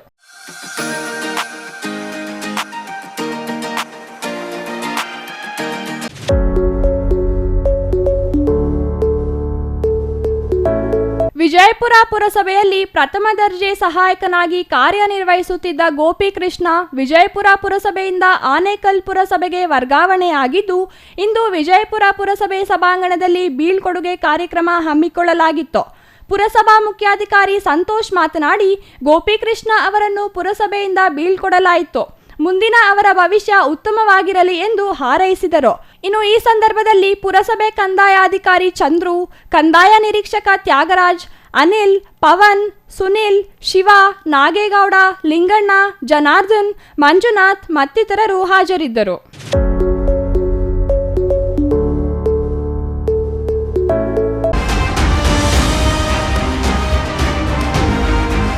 ಚಿಂತಾಮಣಿ ಗ್ರಾಮಾಂತರ ಪೊಲೀಸ್ ಠಾಣಾ ವ್ಯಾಪ್ತಿಯ ಸಂತೇಕಲ್ಲಹಳ್ಳಿ ಗೇಟ್ ಬಳಿ ರಾತ್ರಿ ದ್ವಿಚಕ್ರ ವಾಹನಕ್ಕೆ ಲಾರಿ ಡಿಕ್ಕಿ ಹೊಡೆದು ಸಂಭವಿಸಿದ ರಸ್ತೆ ಅಪಘಾತದಲ್ಲಿ ದ್ವಿಚಕ್ರ ವಾಹನದಲ್ಲಿದ್ದ ಇಬ್ಬರು ಸ್ಥಳದಲ್ಲೇ ಮೃತಪಟ್ಟಿದ್ದಾರೆ.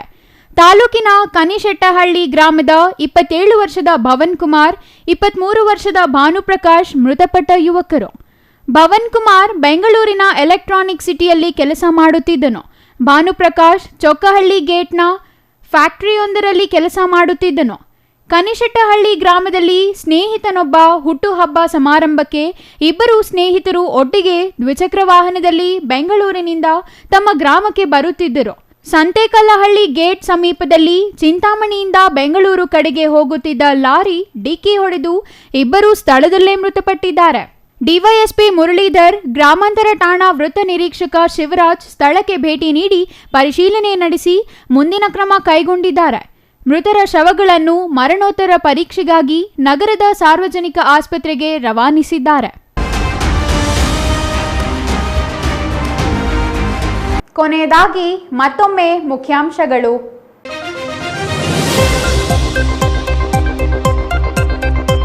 ಚಿಕ್ಕಬಳ್ಳಾಪುರ ಜಿಲ್ಲಾ ಕೇಂದ್ರದಲ್ಲಿಯೇ ರಸ್ತೆಗಳಿಲ್ಲದೆ ನಿತ್ಯ ನರಕ ಅನುಭವಿಸುತ್ತಿರುವ ವಾಹನ ಸವಾರರು. ರಾಷ್ಟ್ರೀಯ ಹೆದ್ದಾರಿಯ ಸೇವಾ ರಸ್ತೆಯೇ ಗುಂಡಿಮಯ, ಜೀವ ಕೈಯಲ್ಲಿ ಹಿಡಿದು ಸಂಚರಿಸಬೇಕಾದ ದುಸ್ಥಿತಿ. 3 ದಿನದ ಹಸುಗೂಸು ಅಪಹರಿಸಿದ ಮಹಿಳೆ. ತಮಿಳುನಾಡಿನ ವೇಲೂರಿನ ಸಾರ್ವಜನಿಕ ಆಸ್ಪತ್ರೆಯಿಂದ ಮಗು ಕಳುವು. ಚಿಕ್ಕಬಳ್ಳಾಪುರದಲ್ಲಿ ತಲೆಮರೆಸಿಕೊಂಡಿದ್ದ ಮಹಿಳೆ ಬಂಧನ, ಮಗು ವಶ.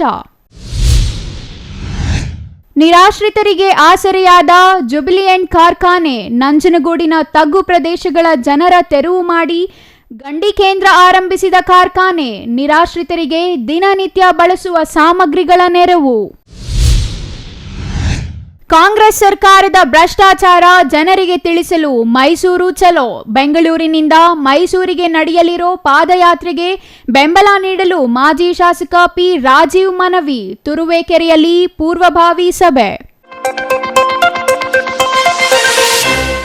ಇದಿಷ್ಟು ಈ ಹೊತ್ತಿನ ಸುದ್ದಿ. ನೋಡ್ತಾ ಇರಿ ಸಿಟಿವಿ ನ್ಯೂಸ್, ಇದು ನಿಮ್ಮ ಜೊತೆಗಾರ.